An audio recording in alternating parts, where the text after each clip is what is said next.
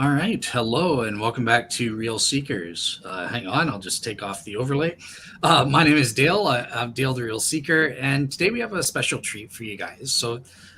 Today is actually the final panel review show on topics related to the historicity of the Shroud of Turin.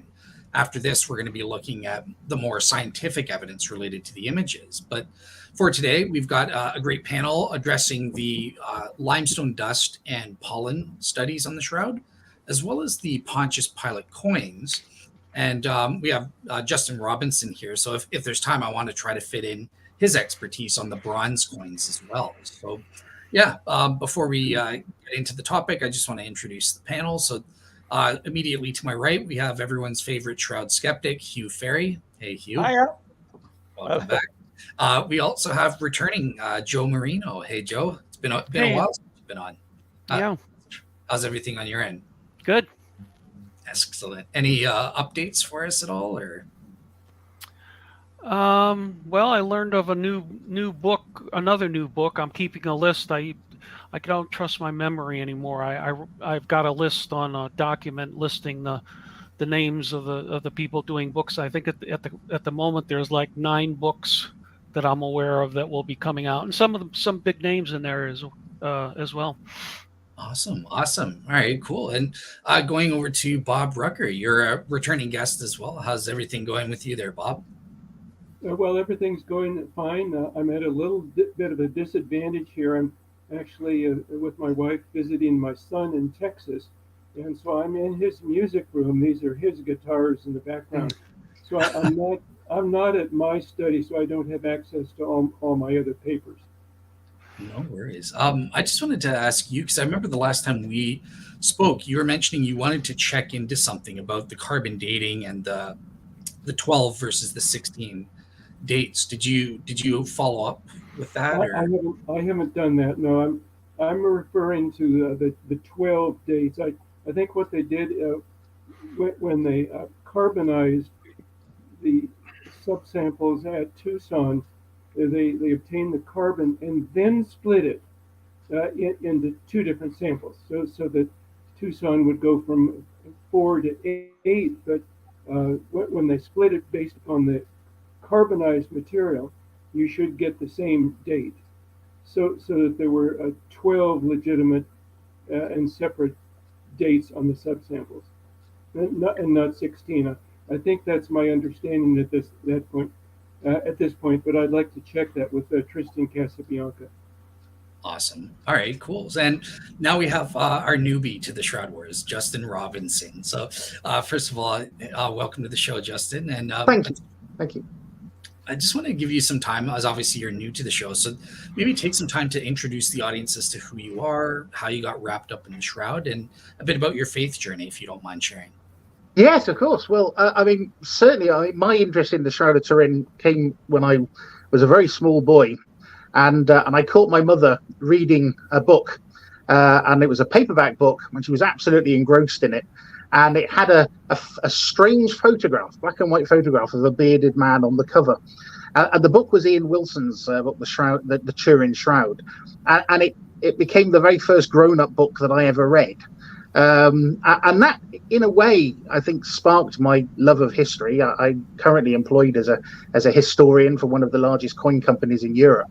And the company sells a wide range of rare coins, and it's my job to sort of investigate the stories behind the coins, and I love it. And I mean, there's never a dull moment. I mean, one day I could be writing about the coins of the Second World War, and the next day I might be looking at a coin from ancient Greece or from Napoleon, and so it's absolutely fascinating stuff.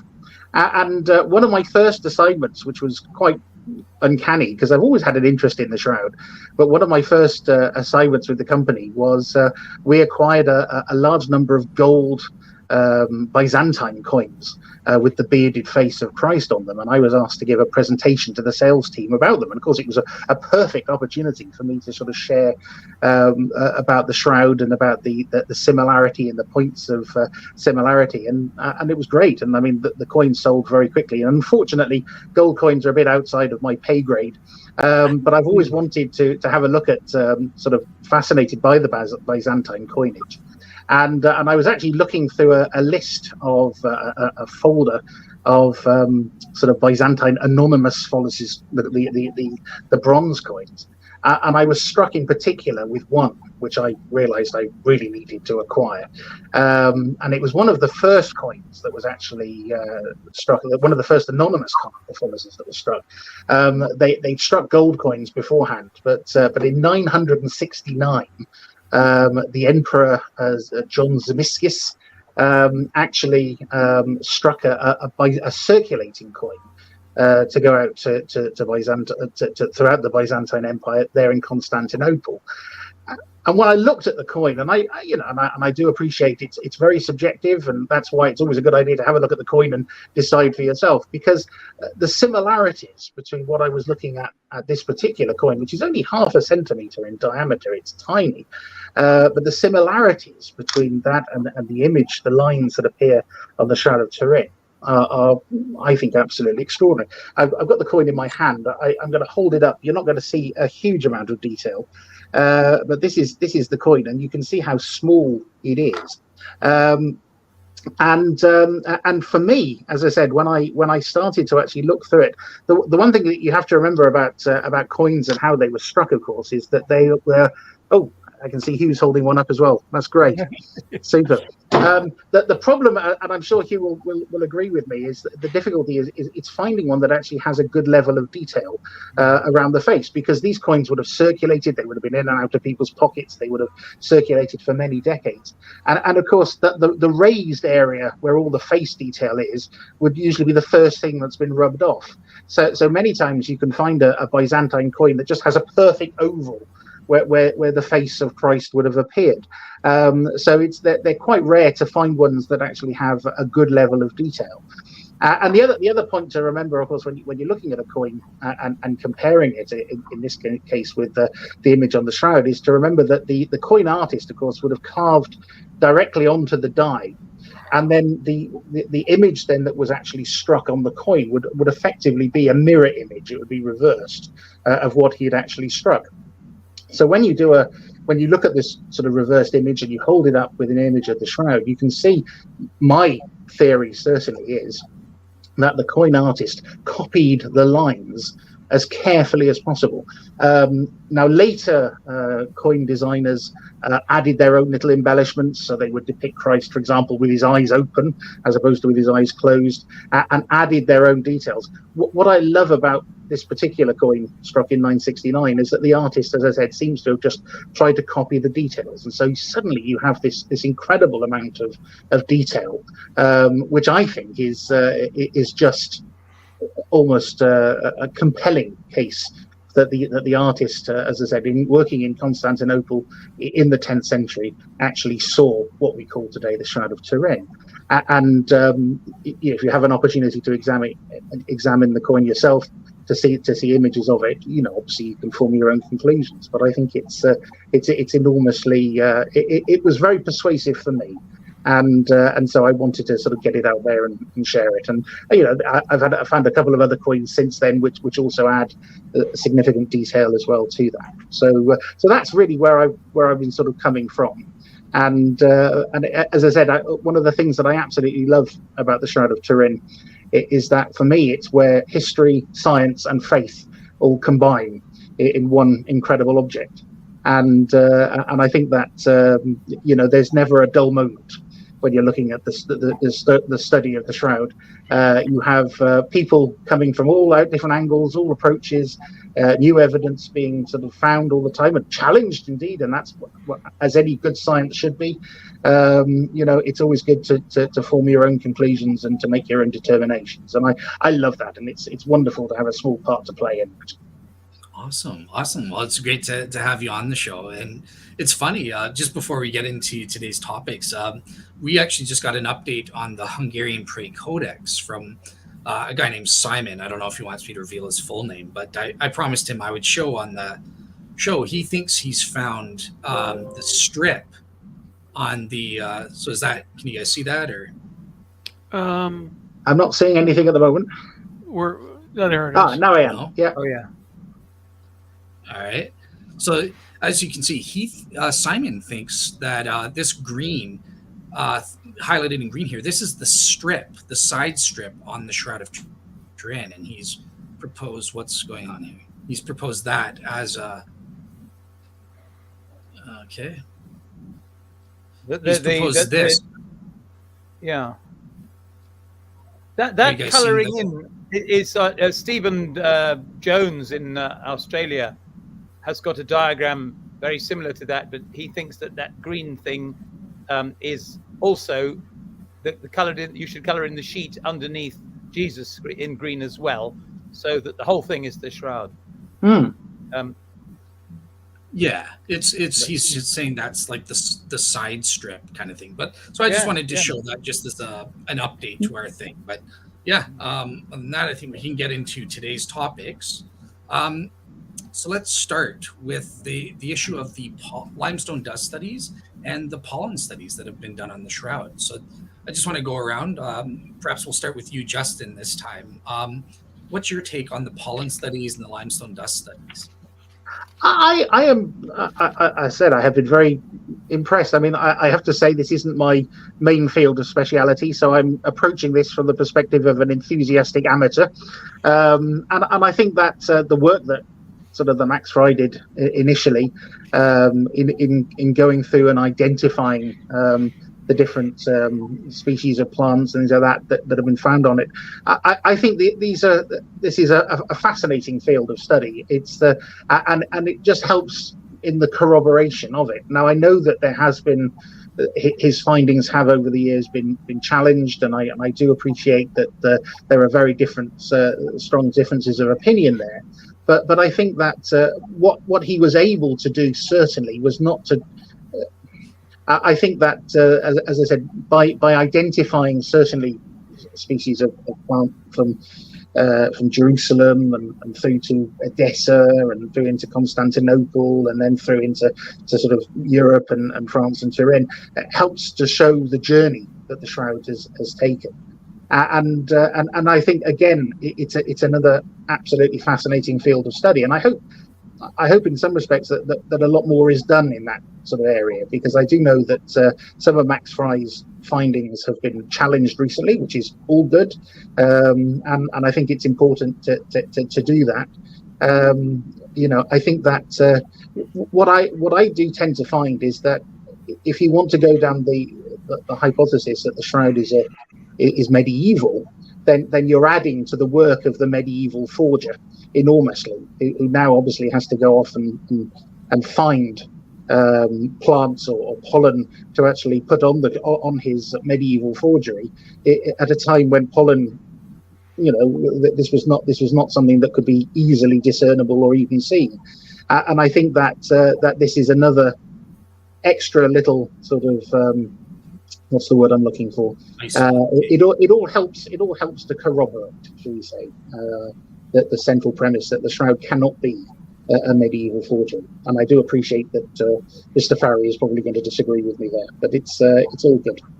Awesome. All right, cool. So let's turn to you next, Bob. What's your take on the limestone dust studies and the pollen studies? Yes, I've not specialized on those, so it's interesting for me to listen.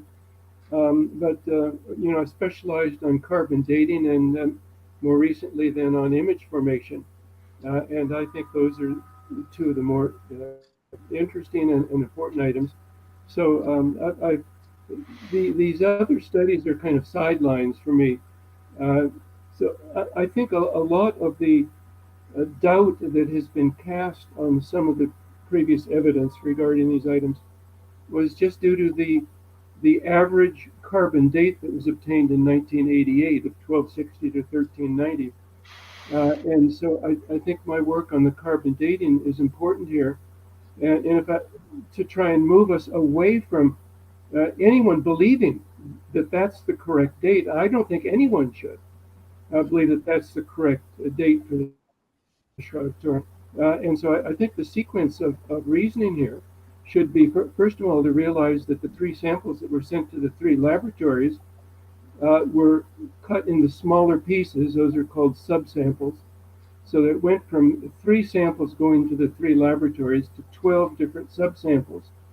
And so those 12 subsamples were carbon dated, and that's a process whereby the ratio of carbon-14 to carbon-12 is measured. And I agree with the measurements that were done, but I don't think that the equations that were used to calculate the dates from those ratios were correct, because the equations involve an assumption that the carbon-14 to carbon-12 ratio only changes due to decay of carbon-14. And I think in this particular case, that assumption is not true. So I think that the calculation of the dates from the ratios was not legitimate. And I think that can be proven by realizing that each measurement would produce 2 values, the date and the uncertainty. And so it's the uncertainty that tells you what the date means. And so you have to consider both the dates and the uncertainties for those 12 subsamples. And so the first thing you need to do is to do a statistical analysis. This is called a chi-squared statistical analysis, to determine whether the dates and the uncertainties are consistent with each other for the 12 subsamples. And it turns out in my analysis of the data from the published results indicate that there's only a 1.4% probability that the dates and uncertainties are consistent with each other. Therefore, you have about a 99% probability that there's a systematic measurement error involved in producing these 12 measured dates. Now, when the dates from each laboratory are averaged, so that you get 3 dates, one from each laboratory, then you recognize that the carbon date is a function, or depends on, the distance from the bottom of the clock.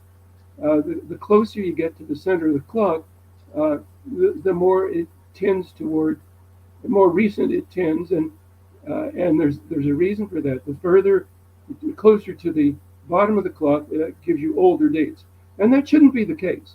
You're testing these samples all from one piece of cloth. They should all be consistent with each other, but they weren't. But they weren't. So that again is another indication that there's a systematic measurement error in these values, and so therefore it's not correct to simply average them to get a value of 1260. It's simply not correct to average the values, and that is because there's a systematic measurement error involved in them. So we need to realize, we need to do away with the concept that the carbon dating proves that this is from the Middle Ages. It doesn't. So that's where I would start. All right, okay. Awesome. And just to clarify, Bob, because I think I just want to make sure I'm hearing you properly. Did you say that you think that the pollen and limestone dust studies can be used to date the shroud in some ways? So it's not just linking it to Jerusalem, but it can be used to date it? Or did I mishear that? The pollen and what else? The pollen and the limestone dust can somehow date the shroud in your view? Or No, I'm not saying that. I'm not saying that. I'm saying that those items are kind of sideline items in my consideration, and I was speaking there to let it be known that we need to move away from any concept that the carbon dating proves that the shroud was from 1260 to 1390. The evidence just doesn't show that. Awesome. All right, cool. So yeah, Joe, I'll turn it to you. What's your sort of opening take on the limestone dust studies and the pollen studies that have been done on the shroud? Well, there's a relatively recent addition to the shroud crowd. Her name is, I'm not sure I'm pronouncing her name right, Marzia Boy, B-O-I, from Spain. She presented in Valencia in Spain in 2012. She has a peer-reviewed article in Archaeometry, which is published by Oxford University, about the pollen. That's accessible online. That's listed in my bibliography that you're going to post about the botany.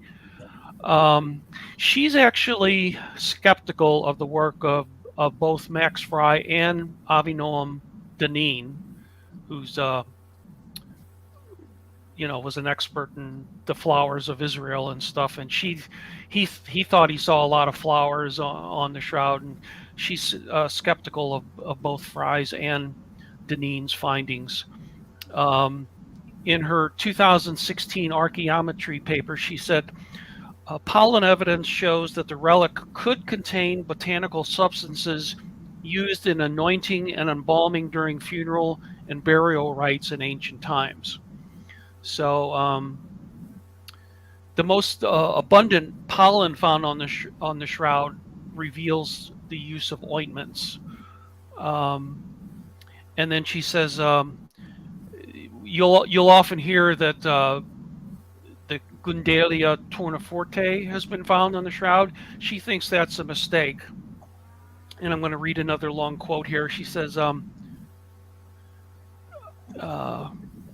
the pollen that's usually identified as Gundalia tourneforte confirms and authenticates the theory that the corpse kept in the shroud received a funeral and burial with all the honor and respect that would have been customary in the Hebrew tradition. The largest amount of helichrysum. Thank you, Hugh. Originates from the form used to produce its oil, utilizing exclusively fresh flowers. The smaller quantities of the other pollen types can be explained by the use of products derived from other botanical components. These botanical products have contributed to an exceptional preservation of the fabric right up to the present time. They have protected the linen by acting as powerful insect and fungal repellents. At the same time, they have caused the yellowish tinge of the shroud because these are substances that oxidize on coming into contact with the air. So then in 1986, Dr. Joseph Kolbeck, who was an optical crystallographer, and also Dr. Eugenia Nantowski, who was a Middle Eastern archaeologist, performed some experiments in Jerusalem tombs. And they got samples from the tombs and then compared them to a shroud sticky tape sample from the foot area. And then they submitted those samples to Dr. Riccardo Levi Setti of the Enrico Fermi Institute of the University of Chicago. And he said it was an unusually close match. Now, Kolbeck said that didn't prove that the aragonite on the shroud came from Jerusalem, but that it was a reasonable expectation. The late research archaeologist Paul Maloney, who was his group was the Association of Scientists and Scholars International for the Shroud of Turin, and the acronym for that was ASSIST. He tried in 2016 and 17 to find out if the limestone could have come from an area apart from Jerusalem. So Maloney contacted Dr. Bryant Wood of the Associates for Biblical Research in Pennsylvania to see if he could get samples from a tomb complex near the Garden Tomb, which is not the tomb of the Holy Sepulchre that most people think that is the authentic burial tomb of Jesus, but the one that many Protestants believe was the tomb called the Garden Tomb. So Dr. Wood brought a team over there and compared, got the samples and did a report that he sent to Maloney along with the samples. And ASSIST was going to prepare a proposal for additional testing. Unfortunately, Paul Maloney died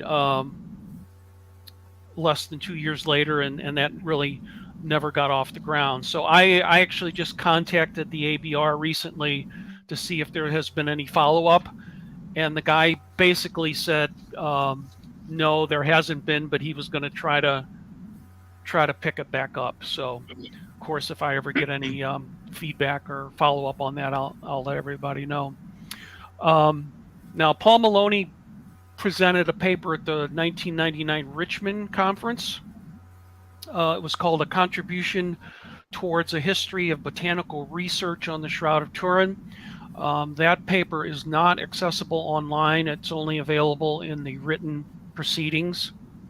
And he raised a couple questions that I'm going to relate. And I'll keep in mind, it's possible that the restoration that was done in 2002 might have made these lines of inquiry hard or impossible. So Paul asked 3 questions in that paper, which were, are the mineral coated pollen found only on the non-image side of the cloth? The second was, can the proposed statistical distribution, less at the edge, increasing to a peak in the center of the image, be verified by future sampling? And then the third question was, can additional samples from the shroud allow us to explore in depth the matter of the existence of phytoliths, which on the cloth, which is pytholiths, maybe Hugh knows how to pronounce that better than I am, Pytoliths. Those are defined as rigid microscopic structures made of silica found in some plant tissues and persisting after the decay of the plant. So, yeah, I'm afraid the restoration of 2002 has possibly really messed up the possibilities of future botanical research. Gotcha. And just to clarify from the audience, like, what do you think we can conclude from these studies about the shroud kind of thing in general? Like, what's your opinion on it? I think Marza Boy's comment about the link with the funeral rites is very significant. So I think that does suggest that that's more ancient than medieval, because she's linking them specifically to the ancient rites and not from the Middle Ages. Gotcha. Perfect. All right. And turning lastly to Hugh Farey, who's going to have to unmute himself. Yeah, what's your take on these studies? And feel free to share your screen. I know you've prepared some. Yeah. I'll take them one at a time rather than go into it all in one go, because there's a lot coming up, gents. Let's start with the pollen. So I'm sharing screen, entire screen, sharing screen. I love this. Share. All right, so I'll add it to the stream. Right, there we go. Look at that. Now I'm going to get rid of this. You'll be pleased to know. An ever descending collection. Right, can we see that? Do you want it? Do you want it in full screen, or do you want me to switch to cinema mode? Or oh, what have I got? Let's put it on full screen. Oh, here we go. Okay. Right, can you see that? Mm-hmm. Yep. It starts with pollen in red at the top, and it ends with www.paldat at the bottom. So on the left-hand side, which is almost illegible, but if you peer at it closely, I can just about see it, is prize list of 58 species, almost 58 species of plants whose pollen he thought he detected on the shroud. And there are, as you can see, 6 good reasons for suspecting that that it's all wrong. In fact, partially because of these 6 reasons, Abinoam Dunnin, who wrote, yes, as Joe pointed out, Flora of Israel, and was undoubtedly one of the most important botanists to work in Israel of the 20th century. He worked closely with Fry to start with, and then later with Alan Wanger. And although I suppose he must have been a Jew, he very much thought he saw imprints of dozens of different flowers, I think at least 28 different kinds of Israeli foliage, not necessarily all flowers, sometimes leaves and buds and so on. And he saw these things all over the shroud. Curiously, they didn't interlock with Frey's list at all. I think there was a slight overlap of about 10%, 20, 15%, something like that. And in the end, he decided that because of the objections that I list above, and I quote this often, he wrote that he didn't think that the identification of the pollen could be given any credence whatsoever, which was interesting for a person who was so keen on having thought he'd found his own collections of plant evidence on the shroud. Okay, so what specifically can we find fault with? And then we'll explain why Frey, surprisingly, wasn't an idiot at all. He was a very well-respected criminologist.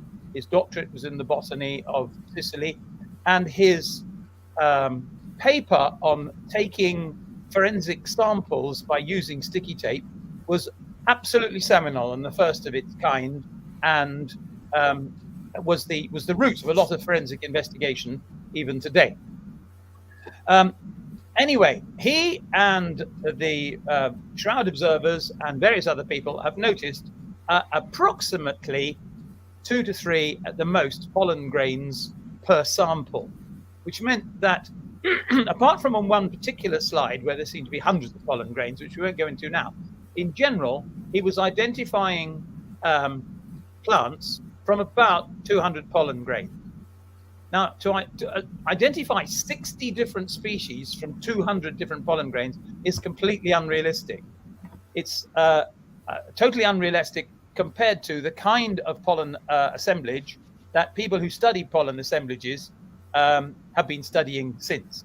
Generally speaking, you'd get something like between 8 and 10 different kind of species, certainly not 60. The precision of those 60 species is slightly absurd. Secondly, this is the entomophilous pollen. Pollen gets distributed in 2 ways. Basically, it gets blown about from the wind, mostly from trees and grass, some grasses, bushes, things like that. In which case, the flowers are very small, and perhaps you think of willow catkins and things like that, or when yew pollen is fresh, you shake a yew tree and great clouds of yellow powder go all over the place. So yew, wind-borne pollen is far, far commoner when it's found fortuitously on bits of clothing and indeed on earth samples than is insect-borne pollen.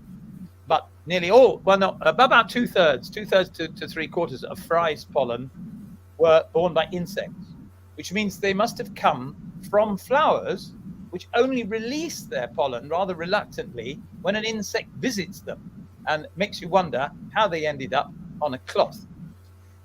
Thirdly, we've got the geographical distribution. Frey was so keen to find plants that he could identify from the Middle East that there are nearly something like 4/5 of them are from specimens which do not grow in Europe, according to him.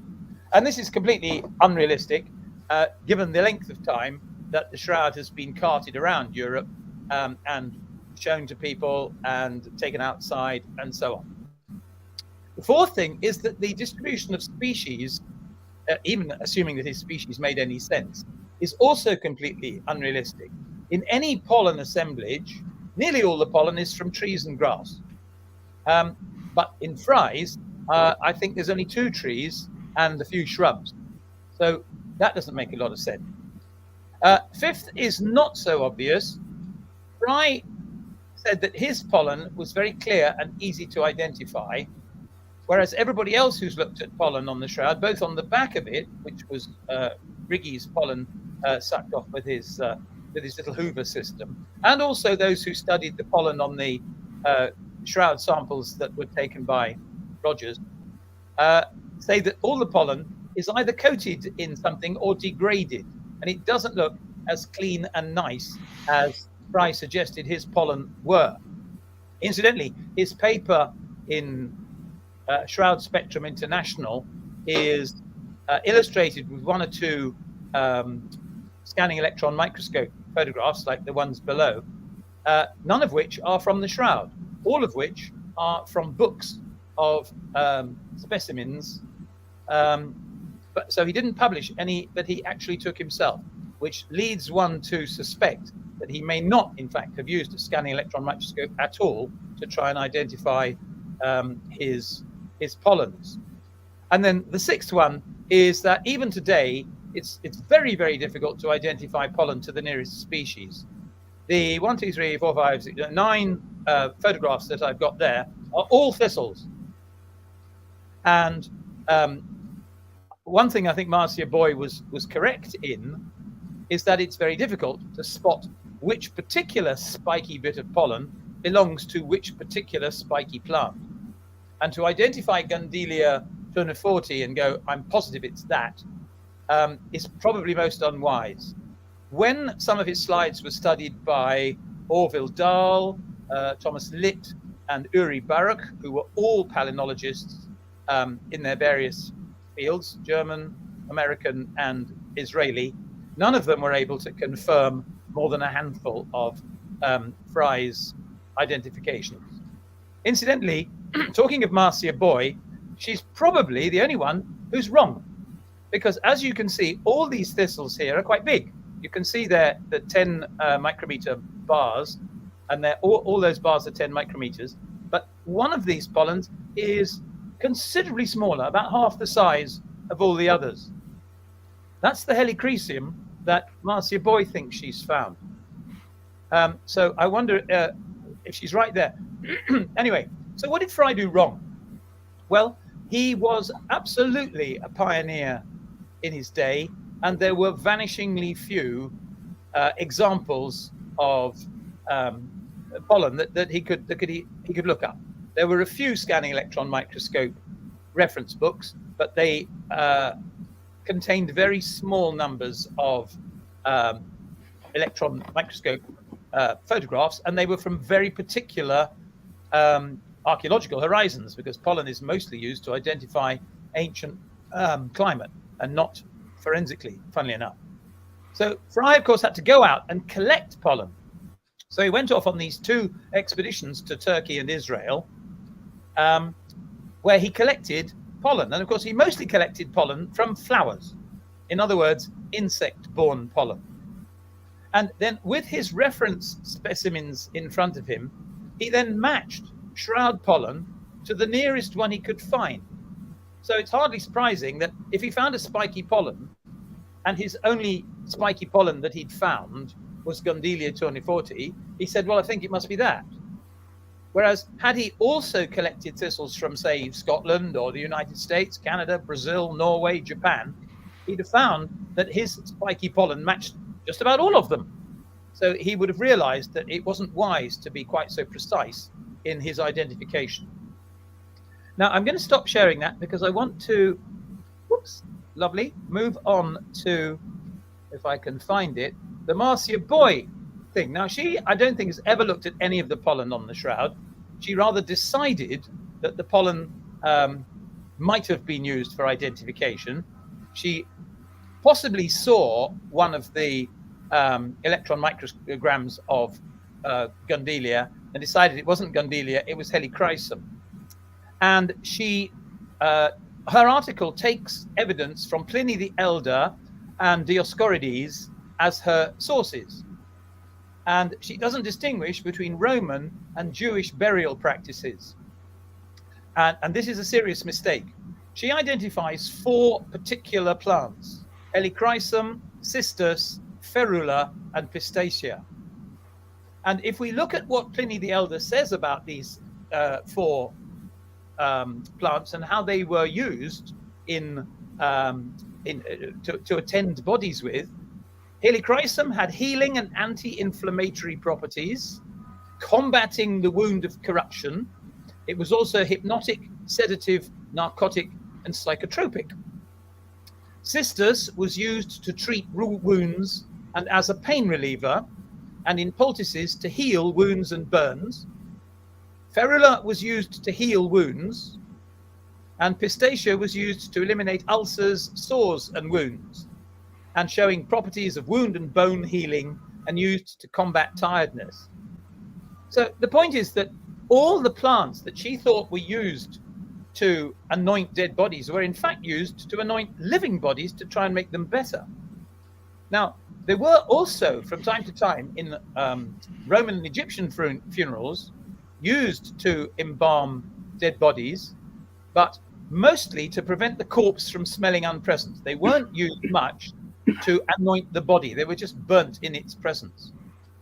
And what's more, it seems that such effect as they would have been to preserve the body. Joe actually read that part of her article, he quoted preservation of the shroud. But this was the last thing a Jewish burial wanted to do. They wanted everything to rot away really quickly so that they could collect the bones a year later. The whole point about any kind of anointing that might have happened to a Jewish body, and there's vanishingly little evidence that there was much anointing anyway, but such as there was, it was designed to encourage corruption and decay so that the bones could be collected and transferred to an ossuary. So all in all, I'm afraid I don't think that the pollen evidence stands up at all. I can't find any palynologist who agrees who disagrees with any of those 6 points that I've suggested are major obstacles to identifying Frey's pollen as at all realistic. So I give it no credence whatever, in common with, I may say, Israel's foremost botanist and various other palynologists who've studied it. That's all I've got to say about pollen. Okay. Did you have your? Do you guys? Okay, I'll open it up to. Yeah, does anyone want to comment on that so far? Yeah. Hugh, can I just come back and ask, because I have read, and I'm not an expert on pollen at all, so I'm going to defer to you. But I know Wanger came back and said that he'd found, I think, 20 plants that only grow in Jerusalem, and another 8 pollen types from the surrounding area, because he was able to conclude that of the 28 plants, I think 27 of them flowered in March and April. I don't know whether you've got any thoughts on that. Is that was just in your contention? Was that mistaken sort of information, or Wanger didn't find any pollen at all? Okay. He never examined the shroud, and he never examined Frey's slides, as far as I know, not with any kind of authority. He was a pediatric doctor. He examined photographs, and he was looking for stains of flowers in particular. And much to his delight, all the flowers tended to flower in spring. Right. As indeed do about 99% of all flowering plants. So it's not that surprising that some of them, that he found this big correlation. In fact, about 10% of Frey's identifications flower in the autumn. Okay. But that's neither here nor there.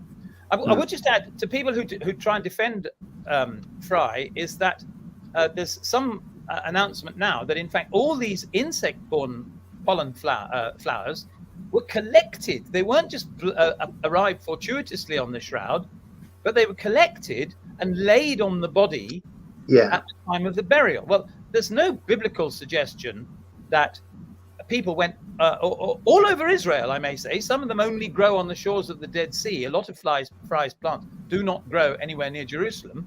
Israel has got a very wide range of botanical horizons.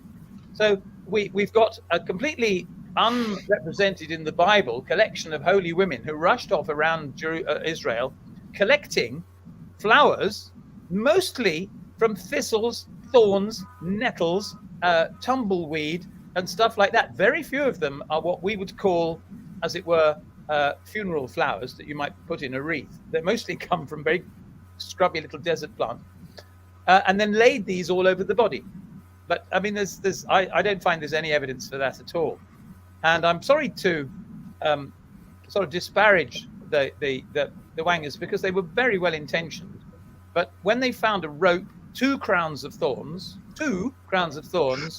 nails, a hammer, a pair of pliers, and all the rest of it, they just found that the shroud was completely piled high with so many tools and garments and bits of cloth that for me, he lost all credibility at that point. No, I think that's an interesting premise as well. I think the idea that, and I hadn't heard that before, and thank you for sharing that regarding the insects and how most likely, if there was any pollen transfer onto the cloth, it came from flowers actually being laid on it. Have you considered the possibility that might have been done after the body was gone? If the cloth was being venerated in the 1st century, as the burial cloth of Christ is taken from the tomb, perhaps when it was on display, would flowers not have been laid on it then? I mean, and at different times during its existence from then? It's an interesting hypothesis, and there's nothing I can say to disprove it. Okay. I think it's an ad hoc suggestion, isn't it? We'd have to try and find whether anybody ever put flowers on cloths and so on, and then say, well, perhaps the shroud was an exception, and so on. I think, I know the idea, I suppose, is that anything that was laid on the cloth would have, there is the suggestion that would have been somehow given some sort of holy significance. And I know this is the idea that artists would take their drawings of the shroud and place them on the shroud in order to sort of imbue them with some sort of holy significance. I don't know. I mean, it is speculation. I agree. I find it fascinating that we can't discount the possibility that there is pollen evidence there from Jerusalem. And again, I suppose that just makes me think that the medieval forger scenario, having to go out and actually cover I think that's a massive straw horse. If it's a medieval creation, then I don't think any of the pollen comes from Jerusalem. And I think, as I say, had Fry actually gone, instead of going to Jerusalem to collect his flower, had he gone to Paris and collected his flowers, he would have been able to match the pollen to a pollen assemblage from Paris or from, for all I know, from Austria, where he came from. But perhaps there are not many flowers in Austria because it's so high and mountainous. But had he been to Italy, collected all the flowers from round about Turin, he would have been able to match his pollen with those just as easily as he could match them from his collection of flowers from the Middle East. So I want to bring in Joe Marino, because he made an interesting point about the more recent studies. I think it was the Boy study, where they found the pollen entrenched in a blood stain on the Sudarium of Oviedo, I think, right? And it's connected with these burial practices that stopped after 300 AD, after the great crisis of the Roman Empire. So, Joe, did you want to pick up and engage with you on that aspect? Yeah, let's see, that paper you're referring to, a paper she wrote, she presented at a Turin conference in 2015. It's called Palynology, Instrument of Research for the Relics of the Shroud of Turin and the Sudarium of Oviedo. And that is accessible on Barry site, shroud.com. It's about... It's also at the 2017 the conference Bob ran. There was a talk on it there as well, I think. But I don't think she was there in person, was she? I don't know who presented. Bob, Marza Boy wasn't at the conference, was she? I don't think. I don't remember. I don't think she was. But anyway, and I don't have my resources with me to check it. Anyway, that paper is available online. It's about 10 or 12 pages. So yeah, I didn't actually reread this one. Okay. I read her other one in preparation for this, but I to be honest, I didn't reread this one. But she's got quite a few suggestions laid out for the possible studies to be carried out on the shroud. Yeah, I think that one's interesting, because it is a potential argument that dates the shroud to ancient times. So, Hugh, do you have anything to say on that? Or? Well, no. If the shroud is ancient, it's probably got ancient pollen on it. If it's modern, it's got modern pollen on it. But you can't date pollen. I dare say perhaps you could radiocarbon a tiny blob of pollen now, but not very easily. There has been some kind of rumor going about, which various people, including Paul Maloney, firmly scotched, that the shroud contains pollen from plants which have become extinct. which is nonsense. There's no evidence for that, and nobody ever suggested that there was. It's just that it's become a rumor that started floating around. So unless you can actually date the pollen by radiocarbon, you can't say whether it's the pollen embedded in blood is medieval pollen embedded in medieval blood, ancient pollen embedded in ancient blood, or indeed modern pollen buried in modern blood. The palynological studies that were done by the Spanish themselves, which appear in a book which Joe will remember the title of it. It's all in Spanish, and it's the one that contains the blood typing samples and all those other things, and possibly also mentioned in Cesar Barta's latest book. I think they come down to 4 genera of plants. I'm grasping at straws here. I think one of them is a tamarinth. But the trouble is that the tamarinth genera occurs across the Mediterranean from Spain to Israel. And the comment that I read says, if only we could pin this down to a species, we would know whether this pollen came from Spain or from Israel. But unfortunately, we can't. Okay. So that the pollen on the Sudarium is not diagnostic of Israel. Awesome. Yeah, just before But as no doubt Justin will say, it is compatible so far. But then lots of things are compatible. Yes. Awesome. I'll give it to Bob if he has anything to say, but just before I do, I remember at Bob's conference, it was Cesar Barta who presented this argument from the ancient burial, the pollens. Yeah, but Bob, do you have anything to say about the pollen aspect? Or no, this is just all very interesting. I think we do have to evaluate each of the, whether pollen or the limestone or the coins, we have to evaluate each one based upon their own merits, plus or minus, and follow the evidence where it leads. Gotcha. All right, cool. Well, on the limestone dust, I didn't hear Hugh mention anything about that. So I do. I'll wait for you, or if you want me to show you a presentation on the limestone. Oh, okay. So you've got a presentation. Okay, cool. Yeah. It's yeah. I warn you, it's truly scary. Right, here we go. Present. Okay. Share screen. Share screen. Share screen. You have to go through so many hoops. Share screen. It's popping up now. And so we're looking at your screen. You're looking at my screen? Yep, pollen. Yep. Slide. Okay. Here we go. Limestone. Can you see that? Yep. Yep. Yep. On the left-hand side, we have that tiny little diagram, which appears, it's taken straight out of the Biblical Archaeological Review thing, which clearly shows that Jerusalem, I'm just looking at, there are 2 sets of diagrams, I may say, the positive ions and the negative ions. And this is just, I'm just taking the positive ions here because they're easier to separate into their separate elements. And you'll see that essentially both the Jerusalem limestone and the Shroud limestone separate into 4 nice little peaks. And on the basis of that, Kolbeck and Nitowski decided that the 2 graphs were sufficiently similar to be able to identify these things and say that Jerusalem limestone is very like Shroud limestone, and that therefore they may have come from the same source. However, in an unpublished document, it's only typed out, it's Eugenia Nitowski's document, which Barry circulated at some point. It may be on shroud.com. She draws these 2 graphs slightly better and slightly more, with a little bit more precision.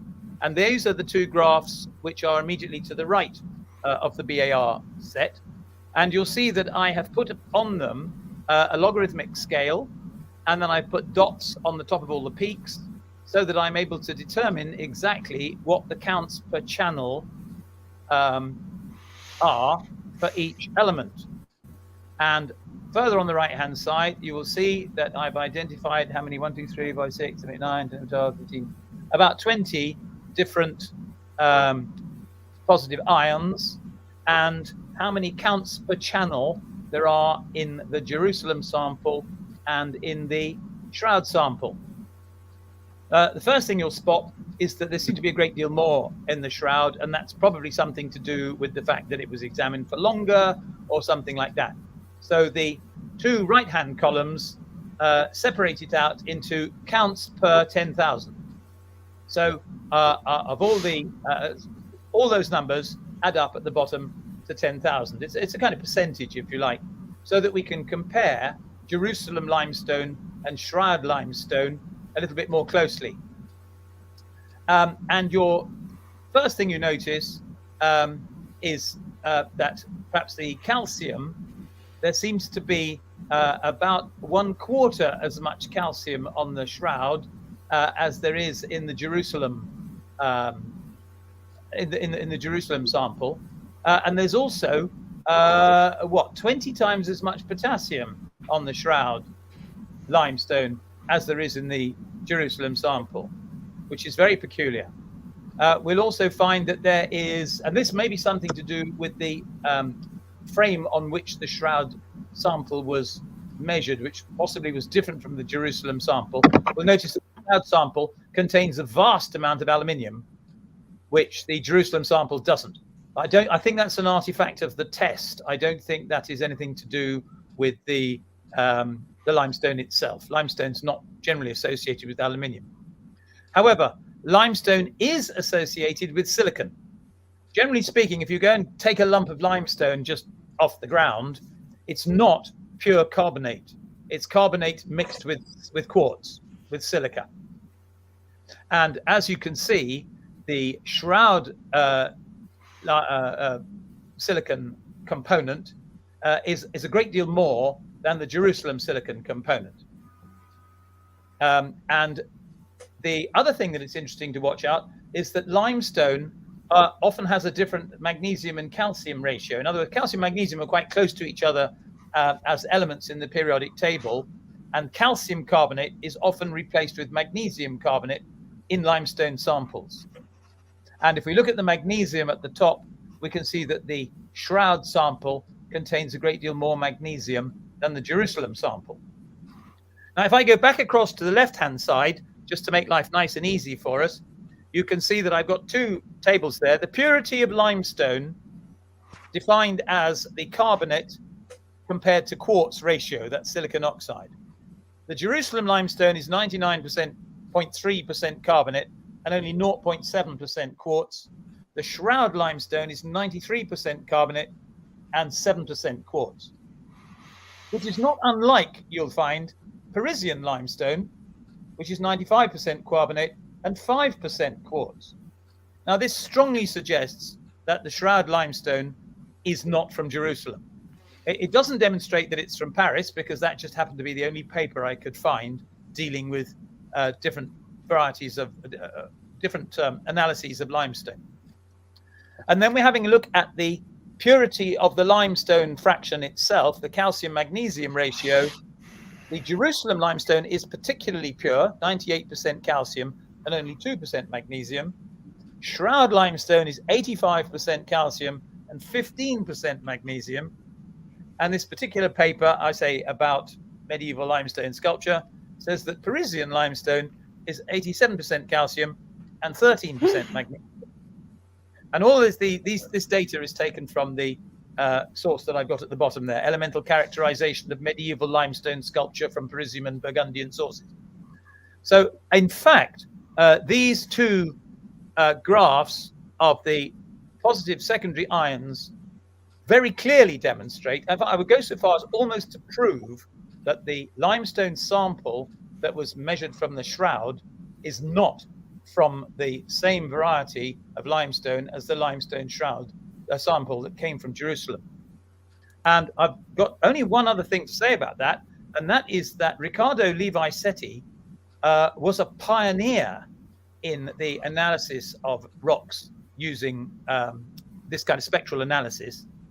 And he knew perfectly well, he must have known that these two samples were different, very different. But he passed them without comment, because that's what he was asked to do, to Kolbeck and Nitowski, who unfortunately took them as looking very similar and therefore probably the same. But I'm afraid I think there is no justification for that at all. Right. All right. Cool. So Stopping I'll open it up to, if you stop sharing, yeah, I'll open it There we up to free discussion on the limestone dust. Joe, I'll start with you first this time. Do you have anything you want to discuss or counter on the dust? Not really. I think Hugh brings up some valid points there. Okay. Bob or Justin, anything you guys? No, I think it's as I said, that's a very interesting. Has that that's your own investigation, that Hugh, is it, into the limestone? Yep. Yeah. Yep. Is that has that been published, or is that? It's on my blog. It's on medievalshroud.com. Okay. I believe I SETI Spectra. Yeah. Yeah. No, that's very, very interesting. I mean, like I said, I think all of these pollen, dust, they're all fascinating and open to interpretation. I was just wondering, slightly left field. I know very at the start of this discussion we mentioned the side strip, and I know we're not sort of scheduled to talk about it today, but that I found that tremendously interesting. The seam that when they took the backing cloth off the shroud in 2002, and they looked at the seam that actually stitched effectively the side strip to the cloth. Now, again, correct me if I'm wrong, please, but I know that they did speak to a textile expert, and I'm going to pronounce her name very badly now. I expect Mathilde Fleury-Lemberg, who said that the shroud cloth corresponds to fabric found in Masada, which dates from the 1st century. The way that this cloth was stitched together was so expertly done. The seam was so unusual; it had only been seen on textiles that were actually found in the 1st century in Masada, the Jewish fortress, which obviously was overthrown by the Romans in 73 AD and was never reoccupied. And I find that, again, just another compelling, shall we say, sort of piece of evidence that ties the shroud to a 1st century origin. And I was just wondering, Hugh, if you had any comment on that. Yes, it's a very common seam. You can find it illustrated as how to do seams on a number of internet websites. Mechtil Fleury-Lemberg didn't say that it was only found in Masada. The diagram that appears in her book actually comes from Hero Granger Taylor's analysis of the textiles from Masada. And when I spoke to Hero Granger Taylor, she said, yes, that was one of the stitches that we found. But it wasn't meant to show that it was a unique stitch or anything particular like that. It doesn't pin it to a date. No, so again, obviously, it was. It certainly corresponds, I think, to cloth found in Masada at that time. Your contention then is that it's been used in a much wider context since then. Is that right? Oh yeah, I think if you've got a pair of jeans and look at it, you'll find a very similar stitch just to hold the seams of your jeans together. All right. Okay. Bob. All right. I published something on the on a new theory. Now I'm not saying that I'm going to defend this, but I'm just going to present it and say I think this is a possible answer to the shroud. So I've got a piece of paper here which I've folded like that, and I want you to imagine that I'm stitching it all the way along the front, along the top, like this. Move it over to your right. Yeah. There you go. So I can thread a pole or a wire. Oops, where am I going? Here we go. Thread a pole or a wire. I'm going to do it in front through the hole that's been made all the way along the top there, and I can then hang my shroud from an altar. Now, when I don't want that anymore, what I do is I'm going to cut the top bit off, which I shall do before your very eyes, like this. Oops. So now I've just got the stitching, and then I'm going to fold this over twice and stitch the two bits down. And then when I then unfold it again, I'm going to get a seam which looks like, bear with me for just a second, which looks like that. And that is this sort of little kink in it, the seam that we get on the shroud. So I think there are various ways in which the reasons why the side strip may have been attached so accurately to a 14-foot length of cloth. I have spoken to various seamstresses who've said that there's no possible way in which by hand you can cut a piece of patterned curtain, strip off, and then sew it back on again so accurately. It's bound to get stretched or pulled or changed. Okay. So the fact is, I don't think that the side strip ever left the cloth. I think it was sewed onto it, and then it was that loop that was taken off. All right, However, so- it's just a hypothesis. I'm not going to defend that. I'm just going to throw it out. Fair enough. So I want to turn to Bob. Do you have anything to say about the dust studies? Do you think Hugh's right that we can rule out Jerusalem, or like what's your take on the dust? I'd like to just investigate it further. I'd like to investigate the scientific methodologies. Yeah, yeah. I bet you would. You're the only person who would understand that, Bob. Yeah, and you know, whether the energy ranges on the two different experiments were identical or were they similar. I'd like to just look at the details. It's always worthwhile looking at the details. That the devil's in the details. You remember the Isn't it just? Yeah, yes. And so it's, you know, you have to get into the details of it, I'd say. Okay, cool. Well, here's my challenge, and then we can move on to what everyone's waiting for, the coins issue. But Hugh, so I want to. There has been a peer-reviewed study of Caesar Barta, and this I think has linked. Even if you dispute, well, can we prove it's Jerusalem or not? They have found using X-ray fluorescence that there is this connection between the tip of the nose on the Shroud Man, and the tip of the nose of the guy in the Sudarium. So is this, what do you make of this study? Doesn't this link the two cloths? And No, there's been no comparative study between the limestone on the shroud and the limestone on the Sudarium, because the Sudarium studies and the shroud studies were completely different. But it's true that Caesar Barta did come up with something. I spoke with him possibly on one of your shows, was it? No, but I had him on my show where he made this. Yeah. Were we on together? No, because he doesn't speak English, so I couldn't. Sure. Oh, right. Well, perhaps I corresponded with him afterwards. But anyway, the composition of the limestone, again, how typical. He compared the limestone of Oviedo, the limestone of the Sudarium, and the limestone of Jerusalem. And he found that they basically formed a row of three different compositions, but Oviedo and Jerusalem were slightly close. The Shroud and Jerusalem were slightly closer together than Oviedo. And on that basis, he decided that the Shroud was more likely could validly be associated with Jerusalem. But he was a bit nonplussed when I told him that the limestone of Valencia in southern Spain was even more similar to Shroud limestone than the Jerusalem limestone was. So that flummoxed him for a bit. So no, his limestone doesn't match the Jerusalem limestone at all. It does match the Sudarium limestone, matches the limestone of southern Spain, which is where the Sudarium came from. Okay, so in my opinion. Okay, but Caesar Barta, so my question, I don't care about geography at this point. I'm trying to say that he also has proven, according to him, when he was on the show, that the concentration of limestone dust at the tip of the nose of the Shroud Man is the same as the tip of the nose corresponding on the Sudarium. So that links the two cloths. And if that's true, we can... I've got no evidence that any limestone has been taken from the tip of the nose of the Shroud at all, ever, by anybody. Okay. Has anybody else? Joe? I mean, you know this better than me. There were no sticky tape samples taken by the STURP team.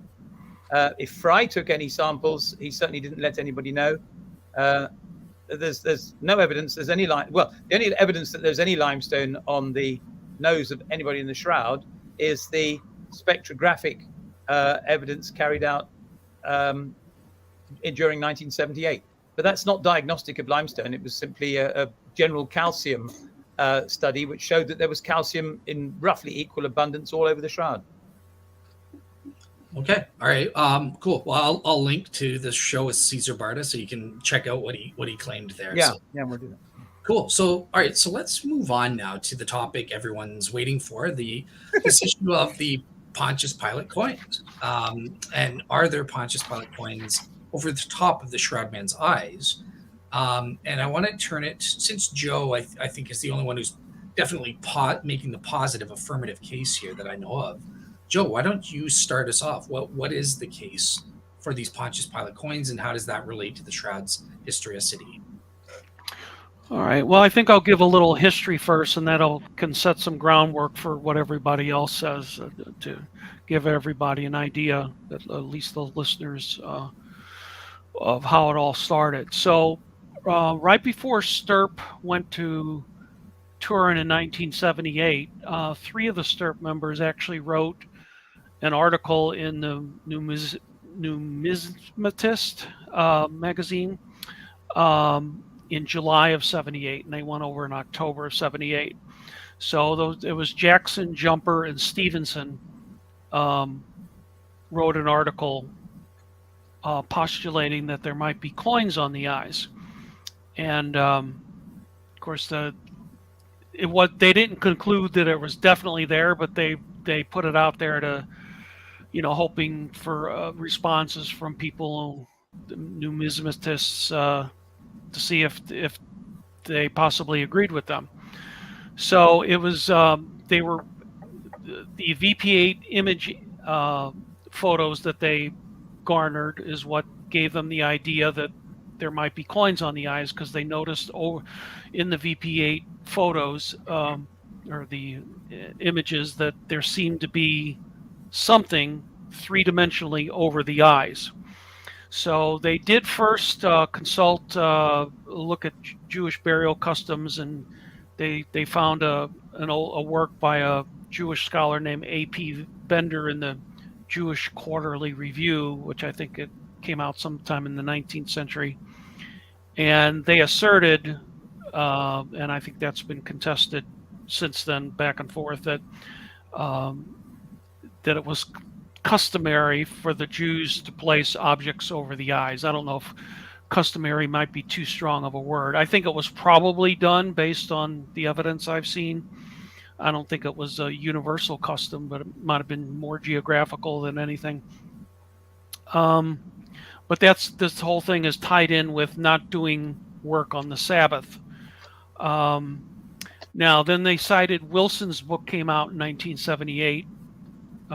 And Wilson postulated that it would have been okay to use a Pontius Pilate coin because it didn't have an image of Caesar on it.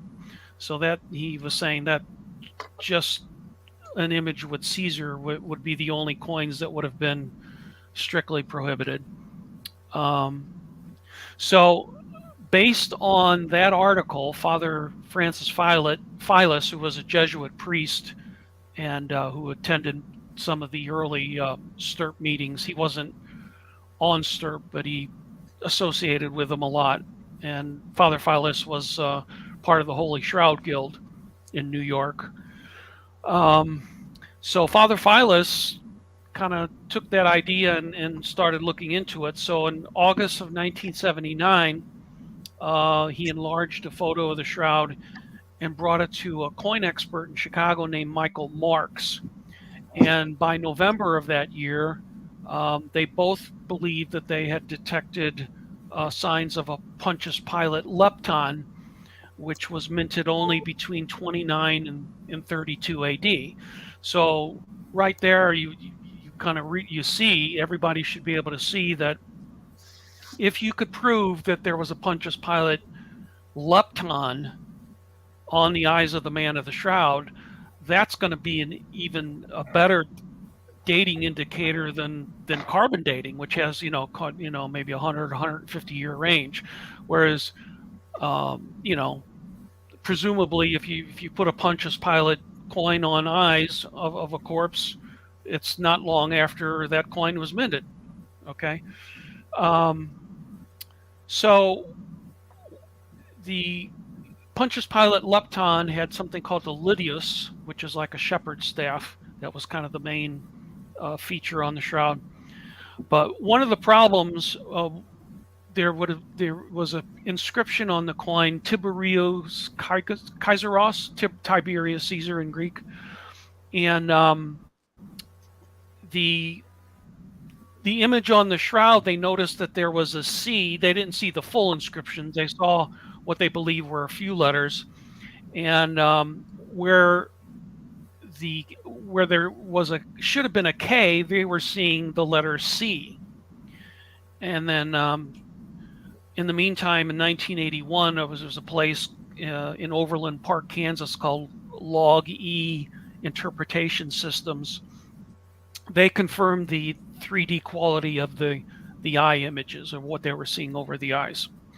So then Father Philus kept on doing further research into the coins and actually found a few coins, actual authentic Pontius Pilate coins that had a misspelled C instead of the K. And eventually, I want to say like 6 or 7 were eventually found. So I would, to me, if that coin is not there, this has got to be one of the biggest coincidences of all time. That, they say, there should be a K there, but we got a C, and lo and behold, then they find half a dozen coins with a misspelled C. That seems to be a pretty big coincidence if it's not real. So then in 1982, Father Philus went to Dr. Alan Wanger, who we've mentioned before with the botany discussion. And Dr. Wanger had come up with this thing called the polarized image overlay, where he, overlaid images and to look for similarities. And Wanger claimed 74 points of congruence between the lepton and the right eye image, and that there was a lepton over the right eye. 1883, Robert Herlick of the Virginia Polytechnic Institute said, although the patterns in the right eye area of the shroud image have a large random component, the enhancements suggest there is a correspondence between them and those on a Pontius Pilate coin. Then in 1984, a coin expert named Arden Brame Jr. wrote in a journal called The Augustan that he looked at the work of Philus, Wanger, and Herlick, and he says, quote, has established beyond a doubt that the coin that left the impression over the right eye is the Pontius Pilate luteus dilepton of type 2. So there was one coin expert that agreed that there was a coin there. And then Brame also claimed that Jews would use pagan imaged shekels for religious purposes. In 1985, so this is like the 4th straight year of developments of things, there was an Italian coin expert named Mario Moroni, and he came on board and said he believed that there was the presence of a lepton. And then then we jump about 10 years up to 1996, and Dr. Bima Bologna, who was a medical examiner, and Professor Nello Ballasino, he was a computer image specialist. They both were part of the center in Turin. They both claimed that they confirmed the presence of a lepton over the right eye, and they said what they saw in the right eye matched perfectly to a coin in the collection of an Italian coin expert named Cesare Colombo. Then in 2010, there was a French researcher named Max Patrick Heyman. He presented a poster at the Frascati conference in 2010 and said, starting from the first year, the 2 coins were struck by Pontius Pilate to his last year in office in the Roman province of Judea. The shroud image can be conclusively given the most probably average date span 29 to 36 AD. And of course, the 2 dates given generally for the crucifixion of Jesus are usually 30 or 33 AD, so that both of those dates fall in that range. In 2019, there was a South African paleoanthropologist and professor named J.F. Thackeray, and he said that he believed that you wouldn't be able to discern the litius or the inscription, but based on the comparative sizes between the shroud eye images and actual coins. This is a quote. He says, "I do not conclude that this constitute proof that the circular object on the eye of the person represented in the shroud is in fact a lepton dated at 3 plus or minus 1 AD. The results do, however, support a hypothesis that the circular object is a lepton minted at approximately that time." And then he mentions Dr. Natowski, because she believed that putting coins on the eyes was a Jewish custom. And there's been a couple other Jewish scholars like Hecklily and Killebrew. They wrote an article that they said they did find some coins in the skull, and they kind of backtracked a little in a article a few years after that. And there's another Jewish scholar named Romani that didn't believe that it was a custom. Now, various shroud experts, including Barry Schwartz, believe that the weave of the cloth is such that you wouldn't be able to discern a description. Now, Barry and I agree on a lot. This is one area where we have a little disagreement, because my contention is, if you have an object, since nobody knows how that image got on the shroud,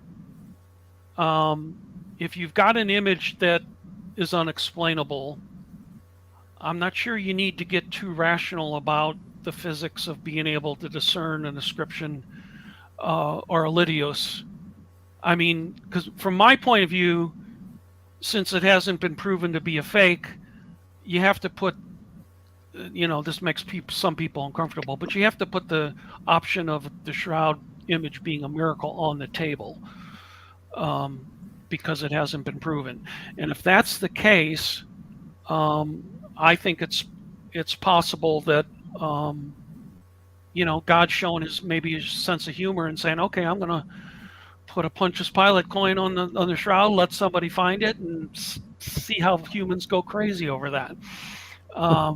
So my biggest argument from a positive point of view is to say the shroud's unexplained. We have some evidence, including from coin experts, that there's probably a lepton there. God could put a coin there even if we're not supposed to see it, and let us see it.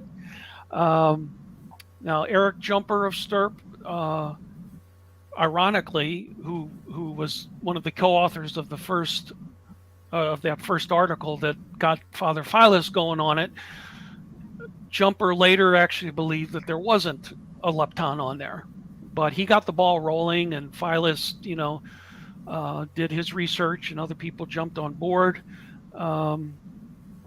So in effect, I think, God could be having a little fun with us, giving us enough evidence, but not an actual knockdown proof that there's a Pontius Pilate coin there. Maybe even it's his way for those who believe the shroud to be authentic, to make up for what happened with the C-14. Maybe that's his little sense of humor.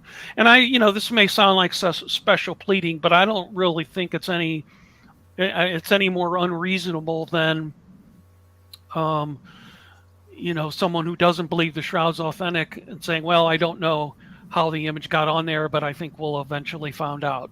I think it's kind of on a parallel track that I could say, well, I think God is a lot, if it's a miracle, God's a lot maybe allowing it to be there.